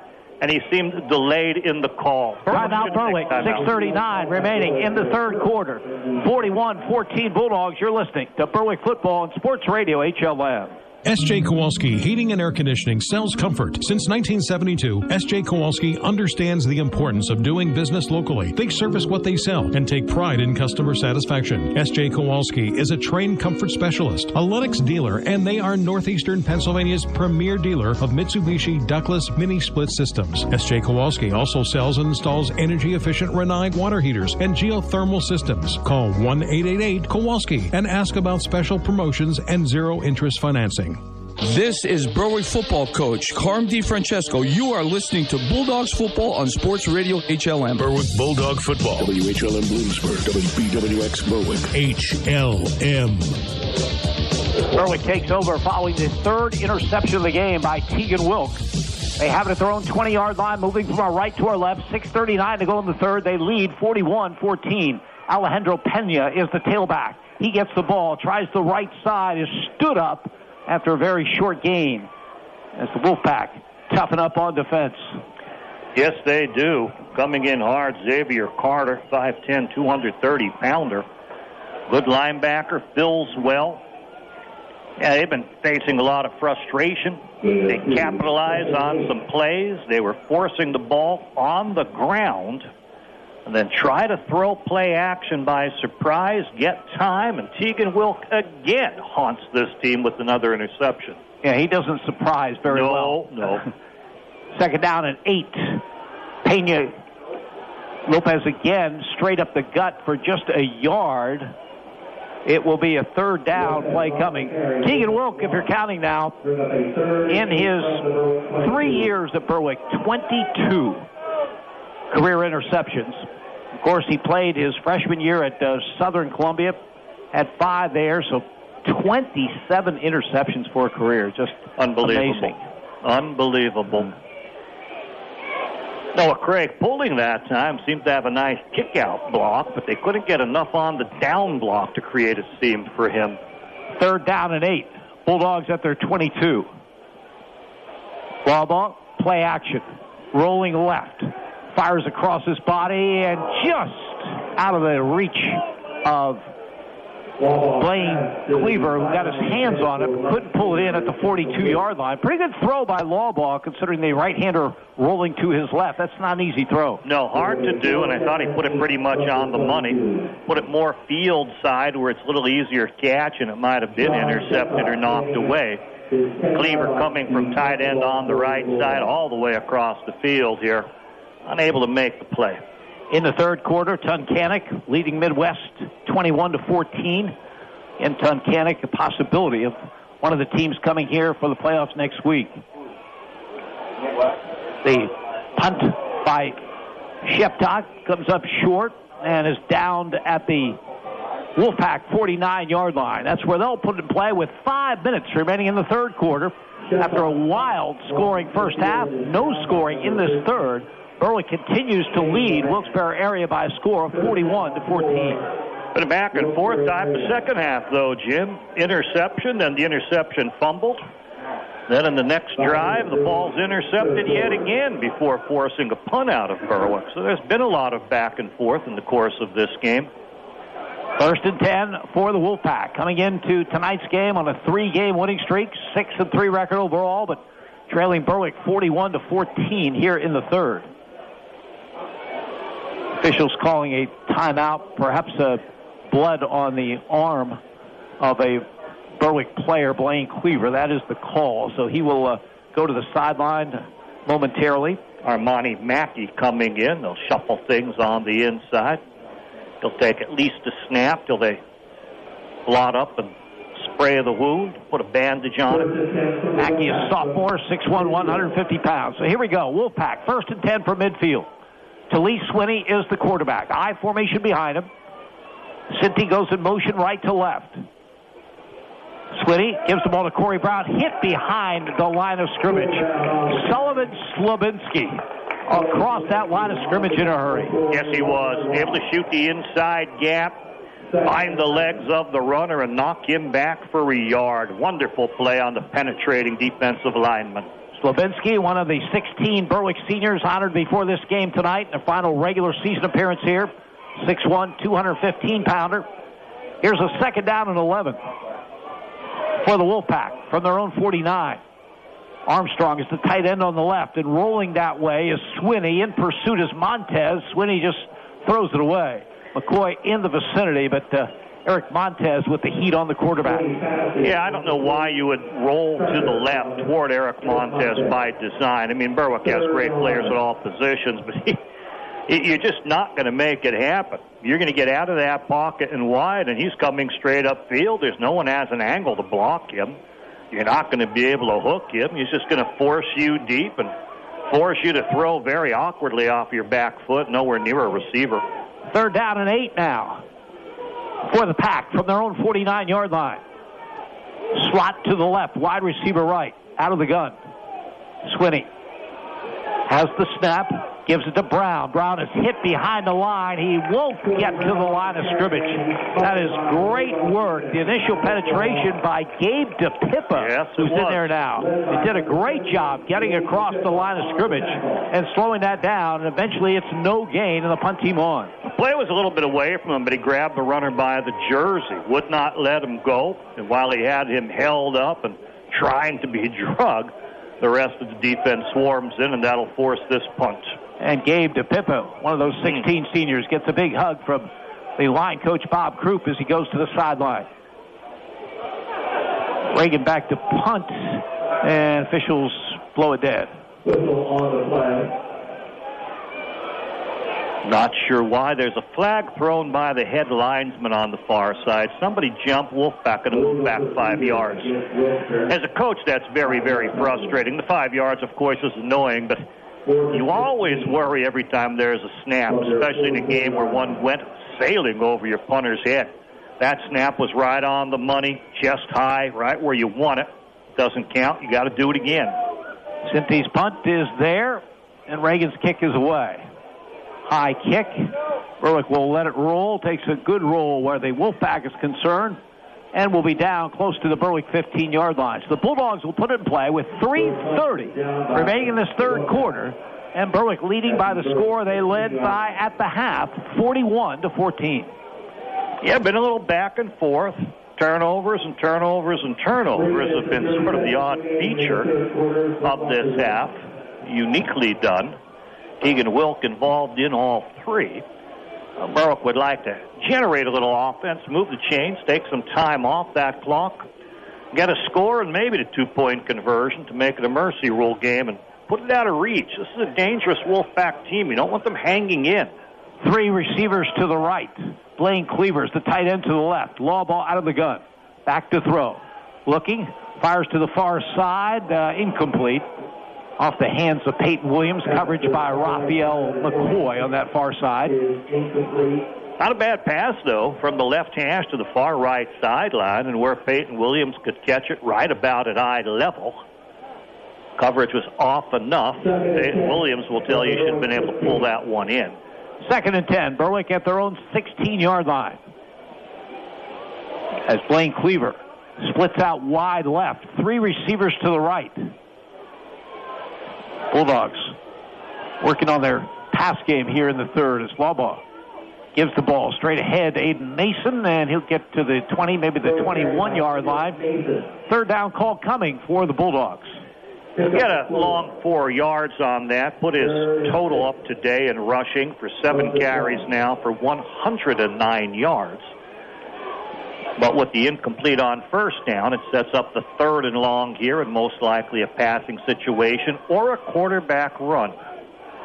3rd down and 6. Tegan Wilk is in a slot to the left side. Now he'll shift to the right side. And 2 men go with him. Lawbaugh out of the gun. 3rd and 6. Has the snap. Back to throw. Looking over the middle. Has the tight end Blaine Cleaver at the 40. To the 45 to midfield. To the 45, the 40. Blaine Cleaver is pushed out of bounds inside the 25-yard line. They find the tight end over the middle for a huge gain on 3rd down. Is there a flag down? They're talking back there, but I didn't see the yellow. Procedure against Berwick. The man who eventually ran Cleaver down was McCoy. I didn't really see the 14, but I saw the foot speed that was able to run him down. Cleaver's a fine athlete, caught that in the open. They had the defense fooled. He found the soft spot down the middle with the tight end delay. Had the race going, was going to beat the corner, but then McCoy, coming out of nowhere, has the speed to push him out. But all for naught as the play comes back, and Berwick's moved back 5 yards. Be back at the 15-yard line and bring up a 3rd down and 11. 2:32 remaining in this third quarter. It's been a scoreless third quarter. Berwick on the season has only given up 1 score in the third. That came at Valley View. Here's the 3rd and 11. Lawbaugh back to throw. Looking, has time, looking long for Tegan Wilk. 1-on-1 against McCoy, and Wilk comes up with it at the 45-yard line. Tremendous catch. Raphael McCoy all over him. It's just who was going to get it. Wilk comes down with it. A tremendous catch and a 1st down. They both went up. And how about the spiral on the pass that traveled about 45 yards in the air? It was going to come down, and they both went up, and they both come down with it. As they hit the ground, Wilk pulls it away with the spin, and it's awarded to the offensive player. 40 yards on the reception to Tegan Wilk. And we will have a timeout call by Berwick. 1:53 to go in the third. 41-14 Bulldogs. You're listening to Berwick Football, Sports Radio, HLM. How do you save money when you shop for groceries? If you haven't checked out Surplus Outlet, you're missing out on savings that could go right into your pocket. Hello, this is Justin Michaels, and at Surplus Outlet, we take saving you money very seriously. At Surplus Outlet, you'll find groceries and much more at below wholesale prices. We work hard to buy right and pass those savings directly on to you. At Surplus Outlet, we stock all the items that you would expect at a grocery store, but each week we get new arrivals, and the savings can be tremendous. So you'll want to stop in often. Surplus Outlet, with locations on Route 11 Northumberland, Route 11 Berwick, and Route 15 Montgomery. This is Berwick football coach Carm DiFrancesco. You are listening to Bulldogs football on Sports Radio HLM. Berwick Bulldog football. WHLM Bloomsburg. WBWX Berwick. HLM. Following the timeout, Berwick with the football at the Wilkes-Barre Area 45-yard line. 1:53 to go in the third. Bulldogs leading at 41-14.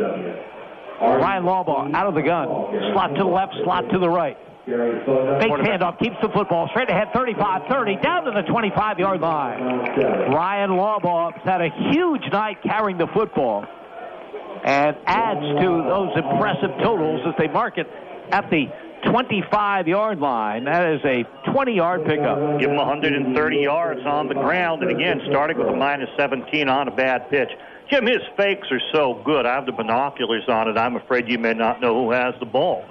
I thought Aiden Mason had been given that ball on the ride, but he pulls it out and takes it up the middle on the zone read. Slot to the right side. Peyton Williams wide left. Lawbaugh with Aiden Mason to his left. Takes the snap, gives it to Mason, sweeping the right side, cuts it inside, has the first down and then some inside the 15-yard line. Nicely done by Aiden Mason. He's looked better than he's looked all year, Jim. He has better speed. He's getting to the outside on these plays, making good decisions on his cuts. His speed gets him the first 9 yards. The power will get him another 2 or so after that. He now has 120 yards on this game himself. 1st and 10, Berwick at the Wolfpack 14-yard line as we go under a minute remaining in the third quarter. 3 receivers to the left. Lawbaugh with Mason to his right. Gets the shotgun snap. Fakes it to Mason. Keeps the football inside the 10, inside the 5, inside the end zone for the score. And there'll be 15 yards tacked on as he is driven to the turf after getting it in the end zone. Every official rained the flag down in on that. Beautiful run. Again, the fake on the zone read. He's going to get the ball, ride Aiden Mason from right to left directly behind the center. People think he's giving that ball off. He pulls it off, attacks the middle, straight up over center. It's being blocked deliberately. Linebackers are leaning the wrong way, and he's able to find the lane into the end zone comfortably. Berwick leading it 47-14. Now, a 2-point conversion here would put it into the mercy rule. And you can take that 15-yard penalty as half the distance to the goal if you so choose, or you probably could take it on the kick if you want. I think if you want the mercy rule to kind of assure the victory, and I don't like this Wolfpack team sticking around, I think I'd take that penalty here. And then I would just try to power it in. Personal foul, and they've moved it, I think, to the 1.5-yard line from the 3-yard stripe. How long was the touchdown, Jim? Touchdown was 14 yards by Ryan Lawbaugh, who was operating out of the gun with Aiden Mason to his right and a slot to either side. Berwick for the 2-point conversion. Fake to Mason. Ryan Lawbaugh keeps it, dances into the end zone off the right side. Berwick gets the 2-point conversion and puts it into a mercy rule with 44.1 seconds remaining here in the third. Berwick 49, Wilkes-Barre Area 14. You're listening to Bulldogs football on Sports Radio HLM. See the winning lineup of Chrysler, Dodge, Jeep, and Ram. Also, quality pre-owned vehicles at Bear Chrysler in Berwick. Celebrating their 30th year, Bear Chrysler has a body shop and a full-service center servicing all makes and models. They've earned the highest possible rating from Chrysler and the prestigious J.D. Power Award for Excellence. Need a truck? Bear has a vast inventory, including the 2019 Ram Motor Trend Truck of the Year. Or choose one of 50 new Jeeps in stock, including Renegade, Cherokee, and Grand Cherokee. Bear Chrysler, 1127 Pine Street, Berwick. This is Berwick football coach Carm DiFrancesco. You are listening to Bulldogs football on Sports Radio HLM. Berwick Bulldog football. WHLM Bloomsburg. WBWX Berwick. HLM. Sophomore Brendan Hinkle will kick off for Berwick, and he kicks it along the turf, and it's fielded by one of the upmen, Connor Shedlock, at the 47-yard line. Bulldogs' last score, a 14-yard run by Ryan Lawbaugh, capping a 7-play, 84-yard drive. Biggest play along the way, that 40-yard bomb from Ryan Lawbaugh. to Tegan Wilk. What a night Wilk has had. He's rushed for 2 touchdowns. He's intercepted 3 passes, and he made that spectacular catch on the 40-yard bomb. Other than that, you didn't mention 81 yards rushing, Jim, so on pace for a 100-yard game if they choose to give him the ball here in the 4th period. He may be done for the evening. He's not out there right now at safety, as the Wolfpack will have it at their own 47-yard line. They're going to let the clock run down here to end the 3rd quarter. So 3 quarters in the books. Berwick 49, Wilkes-Barre Area 14. You're listening to Bulldogs Football on Sports Radio HLM. The Mayo Funeral Homes, located at 110 Chestnut Street in Berwick and 77 Main Street in Chickashinny, are proud sponsors of Berwick Bulldog football. The Mayo Funeral Homes, serving all faiths, makes it easier for those you love with pre-arranged funeral counseling, insurance, and pre-financed funerals. Mayo Funeral Homes also offers expert guidance in both traditional and cremation services. Mayo Funeral Homes, perfection in every detail. Berwick Bulldog football. In HLM Sports tonight, in the 4th, Central Columbia leads Bloomsburg 21-7. A final, Southern Columbia beat Danville 49-6, and in the 4th, Mount Carmel leads Shamokin 28-22. For HLM Sports, I'm Raven Klein. Berwick Bulldog football, HLM. And Andy Ligney from Crescent Field to Berwick. This is the regular season finale of the 2019 season. Bulldogs headed to the postseason next week right here. Start the quarterfinals in District 2 Quad A. And rolling to a victory here, leading 49-14. The clock had run out in the 3rd, and it shouldn't have. So the 44.1 seconds that remained in the 3rd quarter when the Wolfpack came out to the line of scrimmage will be run off here before we get to the 4th and final period. Yeah, they're going to have to probably take a snap with 44 seconds to go. Our clock operators were aware, yet the officials are giving to start the clock, get it going signal, even though it shouldn't have started. So the Wolfpack, 1st and 10 at their own 48-yard line. Backs in an open set behind the quarterback to Lee Sweeney, who fires out of the backfield, comes up short. An attempt incomplete. Great attempt by Raphael McCoy, but couldn't come up with it. And, of course, we're now in the mercy rule, so that clock will continue to run under 25 seconds. 2nd and 10 from the 48. And it probably will run out now, 20 seconds. They're not quite lined up. They're getting on the ball, but I don't think they're going to get a playoff. I think they're going to play in. Now they'll let it run down, and we will officially be at the end of 3 quarters of play. Berwick 49, Wilkes-Barre Area 14. You're listening to Bulldogs Football and Sports Radio, HLM.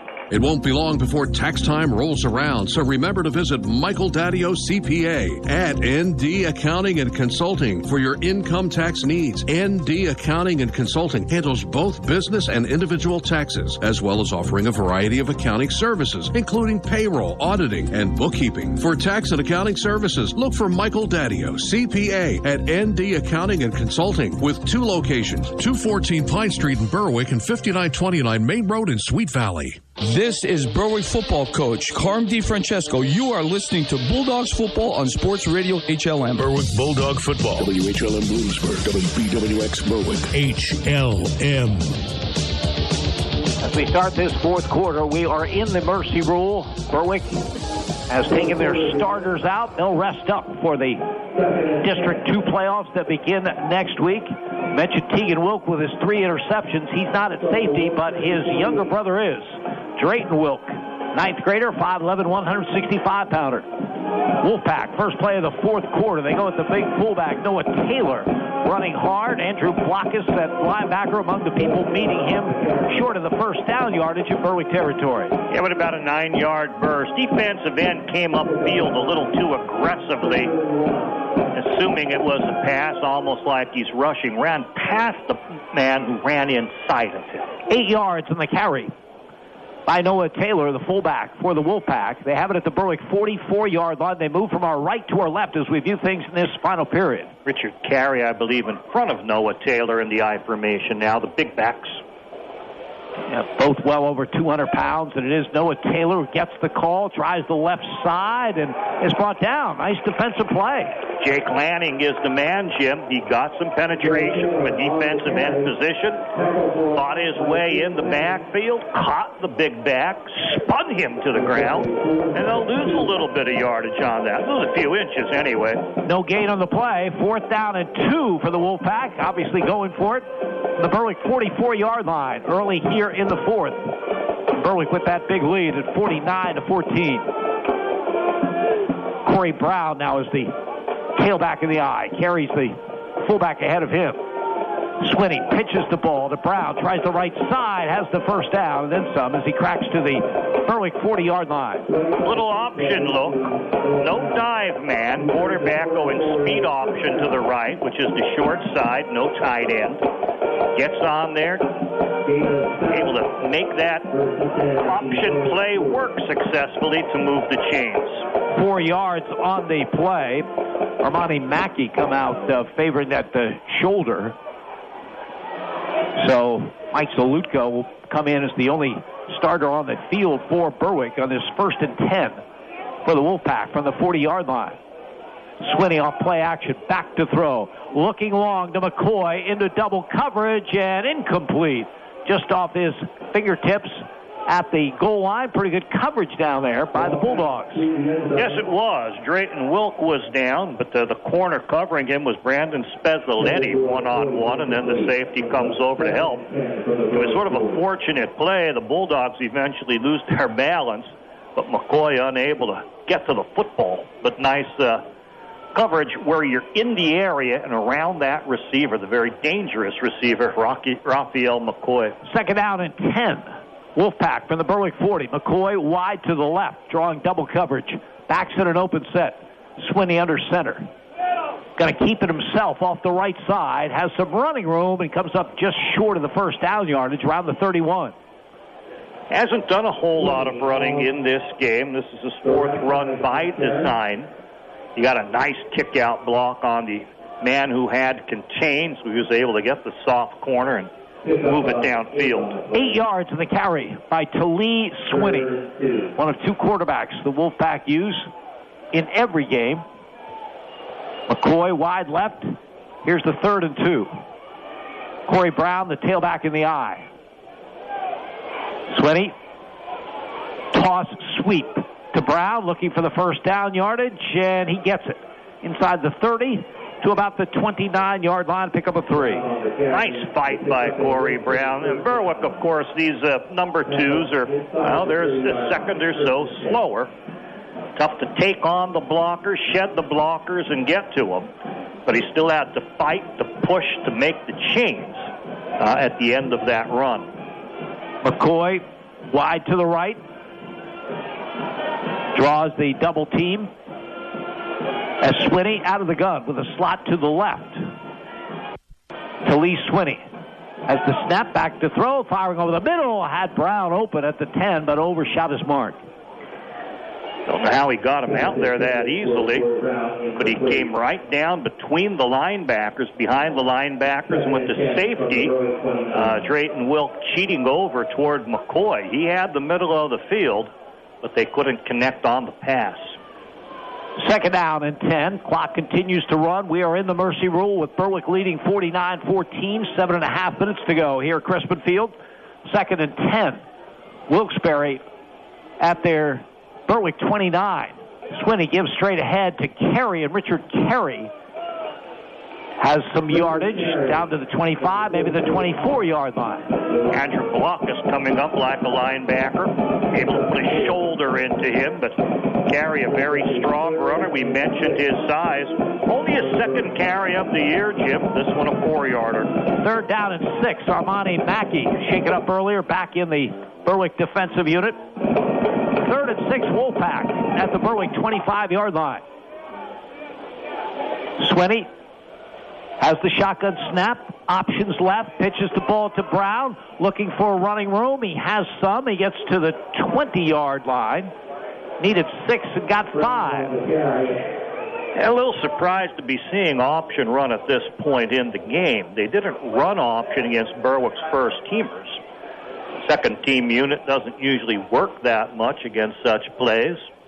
Well, they will have some success, but against a unit that's not quite prepared to take on that look. They mark it at the 21. Flag down well after the play. I didn't see where it was thrown on the sideline. Something shouted out. Personal foul means something that you did, not something that you said. But what could they have done that long after the play?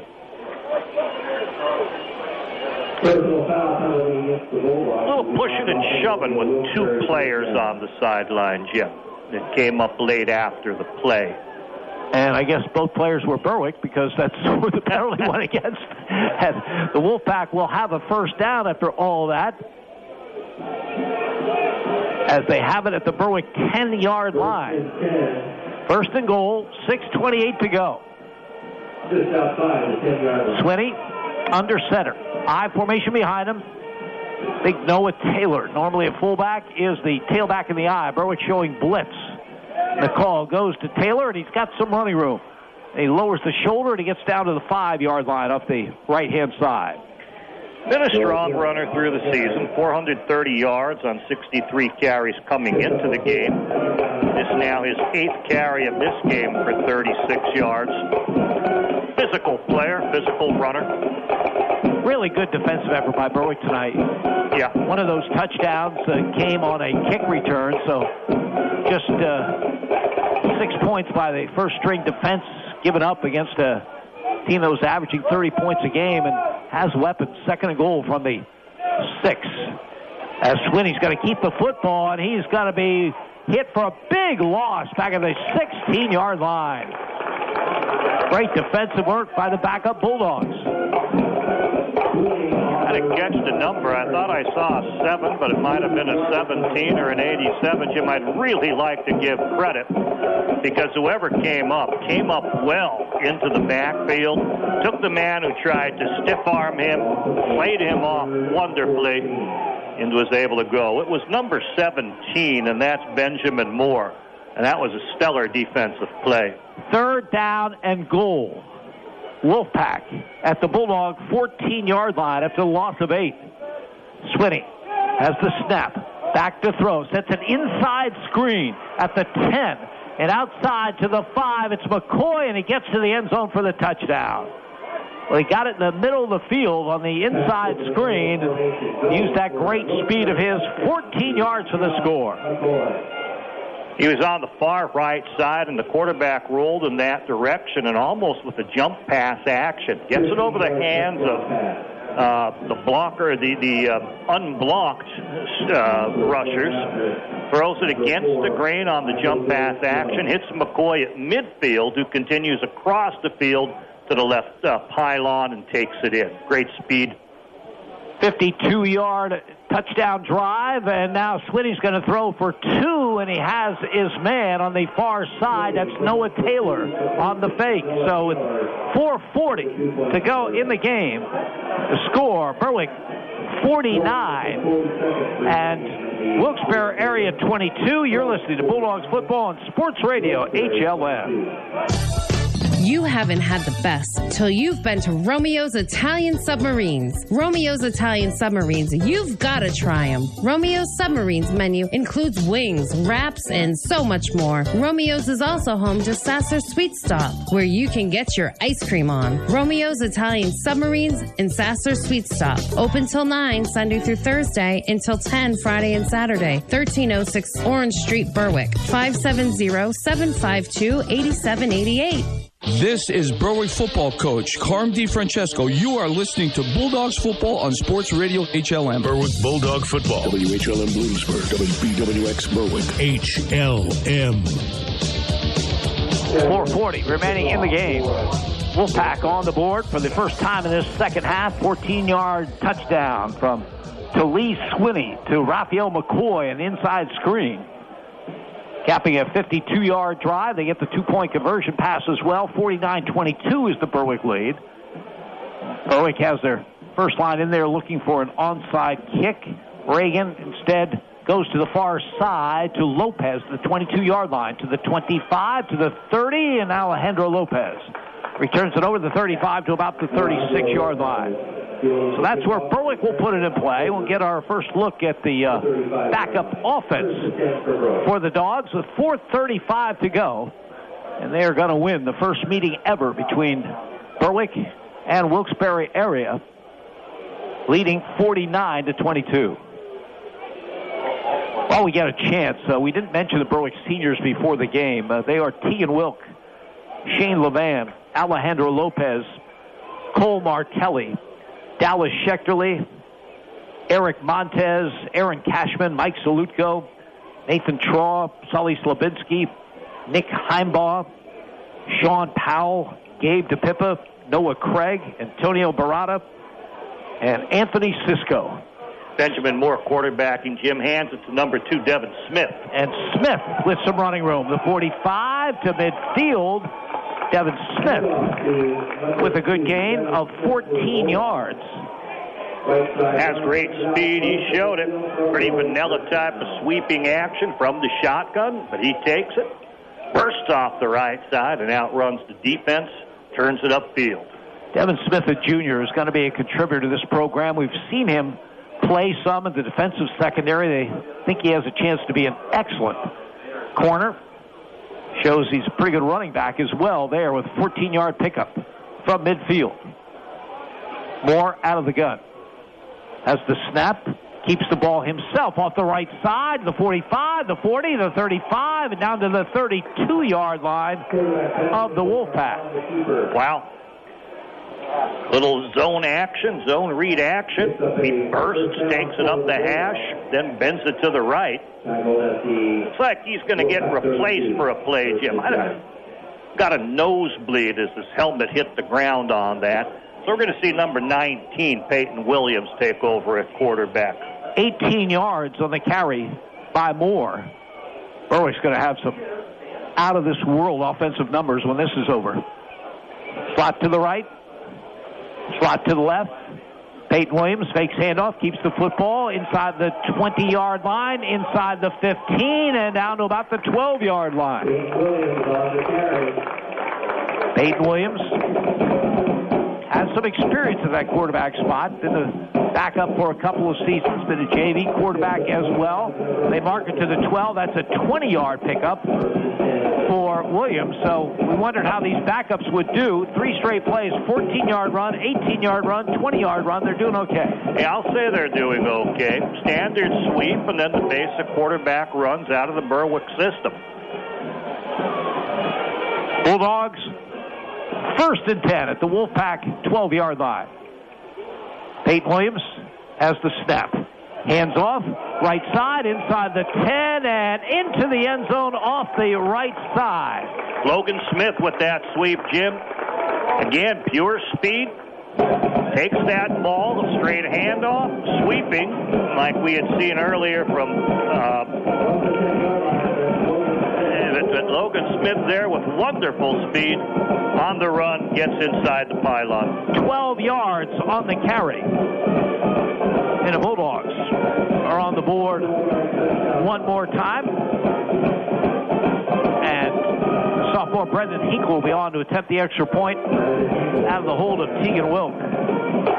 So a 64-yard scoring drive with the backups. Logan Smith, the final 12. They pitched the ball to the kicker. He's knocked out of bounds about the 1-yard line. Referee threw a flag, though, Jim, and I'm wondering if Tegan Wilk came up off his knee and then went back to his knee and then threw that. Tegan Wilk does all the holding for the PATs, and I think they're going to call that sort of an illegal play. They should have just mentioned or whistled it that he downed himself. Berwick's coming off the field. So I think it's just an illegal pass where he downed himself, not necessarily a flag. Timeout on the field, 2:16 to go. 55-22 Berwick. You're listening to Bulldogs Football on Sports Radio HLM. If you haven't been to Name Brand Liquidations in the Berwick Plaza Shopping Center, you're missing out on great values. At Name Brand Liquidators, you'll save money from 50 to 90% on everything imaginable, from bathroom vanities to bar stools to carpeting. You name it. Name Brand Liquidations not only sells a huge variety of merchandise, they feature name brands just like their name says, at low prices. When you're in the market for anything, shop at the store that has everything. Name Brand Liquidations. Wishing the Berwick Bulldogs a great season. This is Berwick football coach Carm DiFrancesco. You are listening to Bulldogs Football on Sports Radio HLM. Berwick Bulldog Football. WHLM Bloomsburg. WBWX Berwick. HLM. Berwick's backups take just 4 plays to go 64 yards. Logan Smith on a 12-yard touchdown run. 55-22 Bulldogs. 2:16 to go. Brendan Hinkle will kick it off for the Bulldogs. Onside kick. Does it go 10 yards? Doesn't matter. Berwick doesn't get on it. I'm a little surprised by some of this, Jim. Normally you don't see this out of Berwick, but I wonder if they felt when they subbed defensively if the Wolfpack should have subbed as well. I mean, the final touchdown going to your star player on a screen pass, they were running some option against the number 2s. Might not have sat well with some of the Berwick coaches. So Berwick going for 2 after the sub score, and now going with an onside kick, a little out of character, and I'm wondering the motivation. A couple of scores of interest. We mentioned the 2 teams that might be headed here next week. North Pocono losing at Valley View 32-7. And in the fourth quarter, Tunkhannock in a wild one against Midwest and trailing in that one. So we'll see how that turns out. My guess is that Tunkhannock is going to be coming here next week. But again, I cautioned you earlier, don't take that one to the bank. It's Midwest 36 and Tunkhannock 31 in the fourth. My impression was that if they both won or if they both lost tonight, that it would be Tunkhannock that was coming here next week for the first round of those playoffs. Tunkhannock in the black and orange are always a good Halloween opponent when you surround it. Like their colors. Some of the coldest games in football history at Tunkhannock. Outside, papers blowing away. We had a whiteout up there that we couldn't see the field. Yeah, memories of Tunkhannock, the good old days. But happy to say that game will be here at Crispin Field next Friday. Yeah. 2:16 to go. The Wolfpack have cleared their bench with the exception of the quarterback. Talise Swinney is in there at the quarterback controls as they have it at the Berwick 44-yard line. I formation, and the fullback breaks the snap count. So it'll be a 5-yard walk-off on the Wolfpack. They have Jalil Timmons, a senior, in at the tailback spot right now. The penalty brings it back to the 49-yard line. Stay with us after the game. Andy will have all the numbers, and there are a lot of numbers for that Berwick offense. And Raven Klein will bring you updated on the high school football scoreboard. 1st and 15. Swinney gives the ball off the right side, a gain of about 5 for Jalil Timmons. So the second down call coming as the clock continues to run. 1:49 remaining in this one. Timmons had 10 carries on the year for 99 yards and a touchdown run. That one will net him about 3 yards. Second down and 12. The Pack at the Bulldog 46-yard line. Again, Berwick will be home for the playoffs. So will the Wolfpack. In all likelihood, playing Scranton in the 6A playoffs next Friday. Spot to left. Toff's right side to Timmons. Still on his feet. Then he's dragged down at the 44-yard line of Berwick. Jake Lanning with the tackle. Looking very strong on that as they turned it back in. They'll get 2 yards there for Timmons. Wolfpack again Looking to the sideline, the offense coordinator is a familiar name, Ted Jackson Jr. A lot of experience as an assistant at both Dallas and Wyoming Valley West. Now running the show in this first year of the joining of Myers and Coughlin and GAR. 40 seconds remaining. Timmons the call, up the middle, and gets the first down to the Berwick 33-yard line, picks up about 11 on the play. Drayton Wilk coming up from his safety spot as it gets through the middle comfortably on that run of about 10. Time for one more play if they want to run it. I don't think they do. As Timmons looks to the sideline and no rush, this one will end on that play.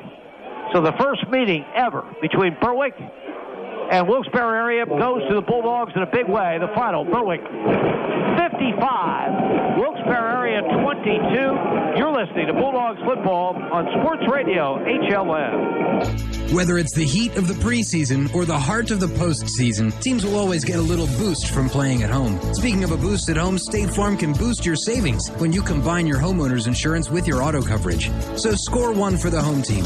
Talk to State Farm agents Lori Powell or Sean Black in Berwick, or Melissa Price in Nescapec about big savings for combining home and car coverage. Give State Farm agents Melissa Price, Sean Black, or Lori Powell a call today. When you need the services of a professional law firm, you need the law offices of Lutz & Petty. Now in their new offices at 120 West Front Street in Berwick. Lutz & Petty is your hometown choice for elder law and asset protection, criminal law, estate planning, real estate, and personal injury. The full-service legal team of Lutz & Petty takes this opportunity to wish the Berwick Bulldogs a successful and injury-free season. The law offices of Lutz & Petty in a new location at 120 West Front Street in downtown Berwick. Riverview Block of Berwick, with over 75 years of service, can handle all your block and concrete needs. They carry all sizes of concrete block, including decorative EP Henry landscaping block. Their concrete is PennDOT approved and delivered with front discharge trucks. Riverview Block also carries masonry supplies, tools, cement, sand, and stone. For prompt delivery, call Riverview Block, 570-752-7191. Riverview Block is proud to support the Berwick Bulldogs. Ready to experience the Ken Pollock Ford difference? At Ken Pollock Ford, we've combined America's best-selling truck with NEPA's most trusted dealer. Stop by today and experience for yourself why the 2019 Ford F-150 should be your #1 pick this season. Take home the 2019 Ford F-150 today and receive $8,000 in bonus cash on select models. You'll be wishing you upgraded sooner. With safety to depend on and durability to rely on, Ken Pollock Ford will give you that Ford feeling. Drive away in a vehicle you want from a dealer you can trust. Ken Pollock Ford, 1120 West Front Street, Berwick, and online at kenpollockford.com. This is Berwick football coach Carm DiFrancesco. You are listening to Bulldogs football on Sports Radio HLM. Berwick Bulldog football. WHLM Bloomsburg. WBWX Berwick. HLM. Senior night here at Crispin Field, a smashing success for the Bulldogs as they smash Wilkes-Barre Area 55-22. Bulldogs scored in their first possession on a 71-yard run by sophomore Aiden Mason. Brandon Hinkle with the extra point, 7-0 Bulldogs. Later in that quarter, 5:56 remaining, Ryan Lawball led a big night running the football from his quarterback position, a 74-yard touchdown run. Extra point attempt was blocked, but Berwick had a 13-0 lead. Later in the first, a bad snap on punt formation for Wilkes-Barre Area gave Berwick the football at the 15-yard line and took just one play for Alejandro Lopez to go off the right side into the end zone for the score. Ryan Lawball threw to Blake Maurer for the two-point conversion, and Berwick led 21-0. Wolfpack got on the board with 2:05 to go in the first, a 33-yard touchdown pass, Cam Taylor to Raphael McCoy.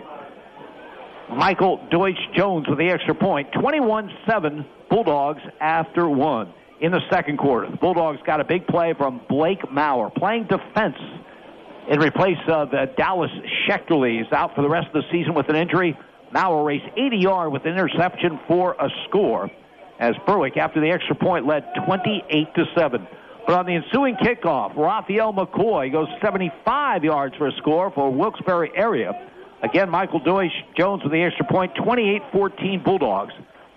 And they weren't done. They had two 6-play, 63-yard drives to end the half. One ended on a spectacular run by Tegan Wilk, weaving in and out of traffic, 26 yards altogether. Kick failed for the extra point. Bulldogs led 34-14. And then Tegan Wilk with a 1-yard run, capping another 6-play, 63-yard drive. Big plays along the way by Aiden Mason, a 29-yard run and an 18-yard pass on a screen from Ryan Longbaugh. Brendan Hinkle with the extra point, 41-14 Berwick at the half. Only scoring in the third quarter, a 14-yard run by Ryan Longbaugh, capping a 7-play, 84-yard drive. Big plays along the way, a 20-yard run by Longbaugh and a 40-yard pass in which Tegan Wilk just out-battled Raphael McCoy. The run for the 2-point conversion by Ryan Longbaugh put the game into the mercy rule. Berwick leading after 3, 49-14. In the fourth quarter, Wilkes-Barre Area capped the 12-play, 52-yard drive and a 14-yard inside screen from Talee Sweeney to Raphael McCoy. Then Sweeney threw to Noah Taylor for the 2-point conversion, making it 49-22. Berwick had the subs in at this point. They went 4 plays, 64 yards. Logan Smith in from 12 yards out. Run for the 2-point conversion failed. And the final score, Berwick 55 and Wilkes-Barre Area 22. Scores with Raven Klein upcoming. You're listening to Bulldogs Football on Sports Radio HLM. Choose with confidence. The Medicine Shop. At the Medicine Shop Pharmacy, located at the corner of 9th and Pine Streets in Berwick, caring goes beyond the prescriptions. Discover the one-on-one customer service and dedication that makes caring part of the culture at the Medicine Shop in Berwick. Stock up on everything you need to keep you and your family healthy all year long. The Medicine Shop Pharmacy, located on the corner of 9th and Pine Streets in Berwick, where caring goes beyond the prescriptions. Yannick Real Estate is your full-service real estate agency. Buying, selling, residential, commercial, multifamily, land, and rental management. Call Yannick Real Estate. Owner Mike Yannick, a veteran himself, served his country and has been serving this area for decades. Mike and his staff will guide you through the real estate process. Veterans, be sure to check the VA loan options. Yannick Real Estate, your full-service real estate agency. 1232 West Front Street in Berwick. Call 759-3300. Berwick Bulldog Football.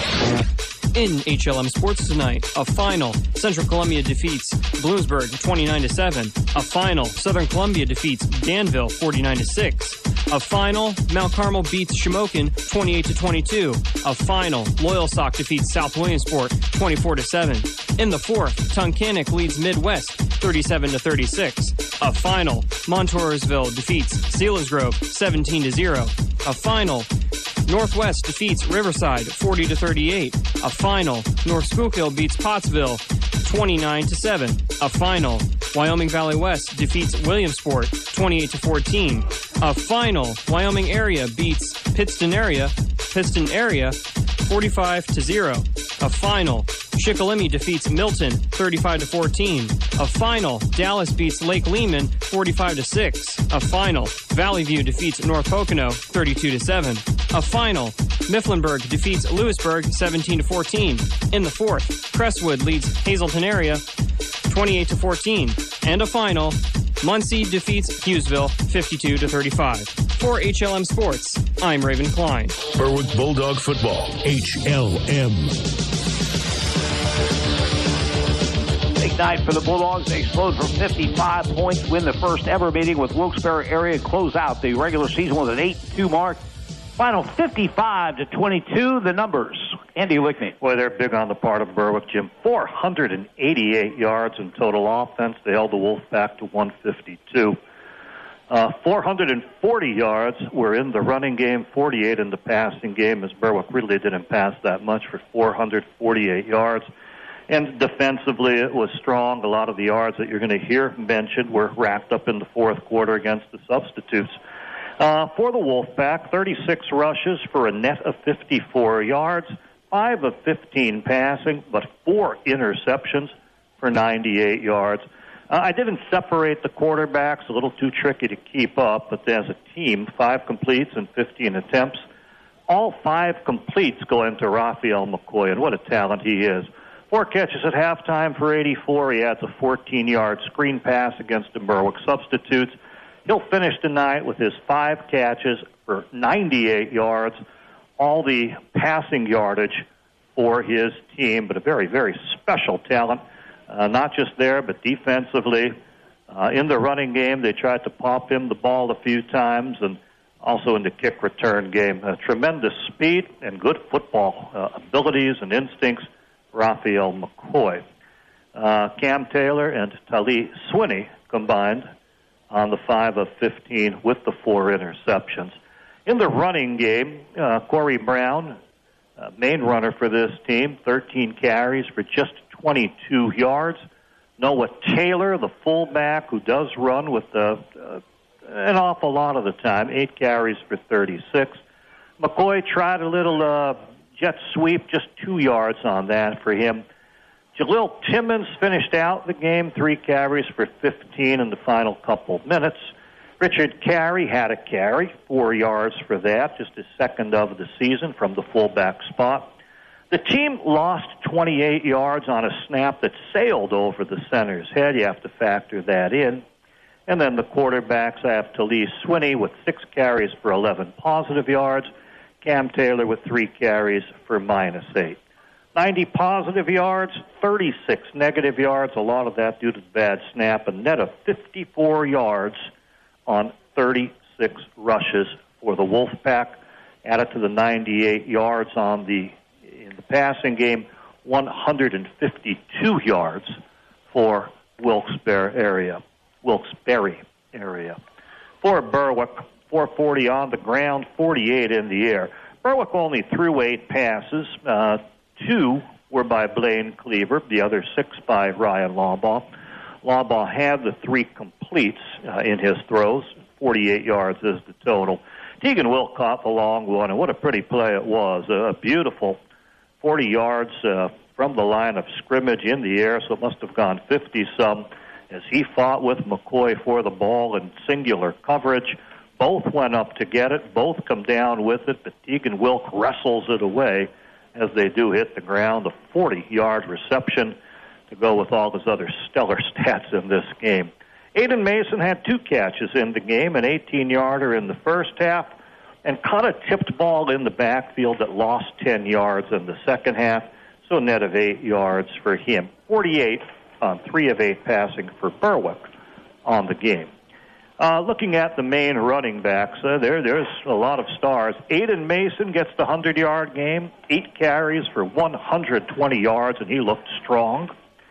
I'm looking at Ryan Lawbaugh, the quarterback. He ran for 8 times for 144 yards, so 2 100-yard performances. Tegan Wilk, 11 carries for 81 yards, mostly out of the tailback slot. And then from other positions, Benjamin Moore coming into quarterback, an 18-yard burst. We saw Peyton Williams with a 20-yard burst at quarterback. Alejandro Pena had action in the first 3 quarters, 5 carries for 31 and some nice returns. And then the Smiths, Logan Smith, a 12-yard touchdown run, and Devin Smith, a 14-yard on a sweeping action. Wonderful job in the running game. I thought the offensive line looked sharper than ever. I thought they stood out. They made everyone look good against a very good opponent. On all for Berwick, 36 rushes, 440 yards. 48 yards in the passing game, 188 yards in total offense. In a game that sees a lot of the fourth quarter played in the mercy rule, that's a lot of yards to roll up. They hold the opponent to 152 and just 54 yards on the ground. Berwick has that big win with momentum going into the playoffs, Jim. Yeah, you want to have a good feeling about yourselves, and they should after tonight's 55-22 win. By the way, the Ken Pollock Ford Lincoln drive of the game was that 84-yard drive by Berwick on 7 plays in that third quarter, the only scoring in that period. For Wilkes-Barre area, the loss drops them to 6-4. They will be in the 6A playoffs, and they'll be home as the 2nd seed next Friday, probably against Scranton. For Berwick, they finished the regular season at 8-2. They'll be here at Crispin Field next Friday against either North Pocono or Tunkhannock. That has yet to be determined. But what will be determined is we'll be here for the broadcast. We hope you'll join us It will start as usual at 6 with the Lenahan Dempsey Coach DeFrancesco show. The final again tonight, Berwick 55, Wilkes-Barre Area 22. For Andy Lickney and our producer Raven Klein, this is Jim Doyle reminding you heard it live on Sports Radio HLM. You've been listening to Berwick Bulldogs football on Sports Radio HLM. Brought to you by First Columbia Bank and Trust, with you every step of the way. Bear, Chrysler, Dodge, Jeep, and Ram in Berwick. Lenahan and Dempsey, attorneys at law, the right choice when things go wrong. Berwick Dental Arts, quality care for your dental health. Mason's Monogram Service for all your Bulldog merchandise. The Medicine Shop, East 9th Street in Berwick. Neighbor Fence Company, residential and commercial fencing. Your Berwick State Farm agents Lori Powell, Sean Black, and Melissa Price. Hometown agents who understand Berwick's needs. First Keystone Community Bank. Yesterday's traditions, tomorrow's vision. Caregivers America. Supplies, therapy, home health, and care. CaregiversAmerica.com. Red's Roofing. The roofing ninjas of Berwick for all your home improvements. Ken Pollock Ford Lincoln. Northeast PA's #1 trusted dealership. Yannick Real Estate. Commercial and residential. Mayo Funeral Home of Berwick and Chickasha. Welsh's Towing and Repair. Towing, recovery, and lockout services. ND Accounting and Consulting. Your hometown CPA firm.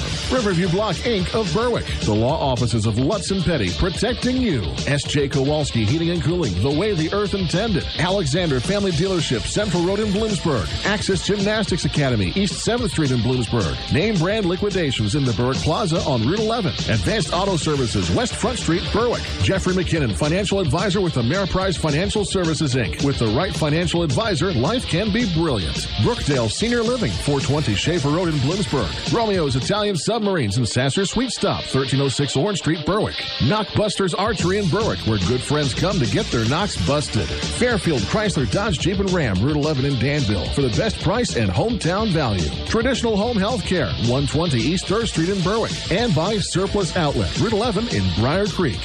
HLM is the Valley Sports Leader.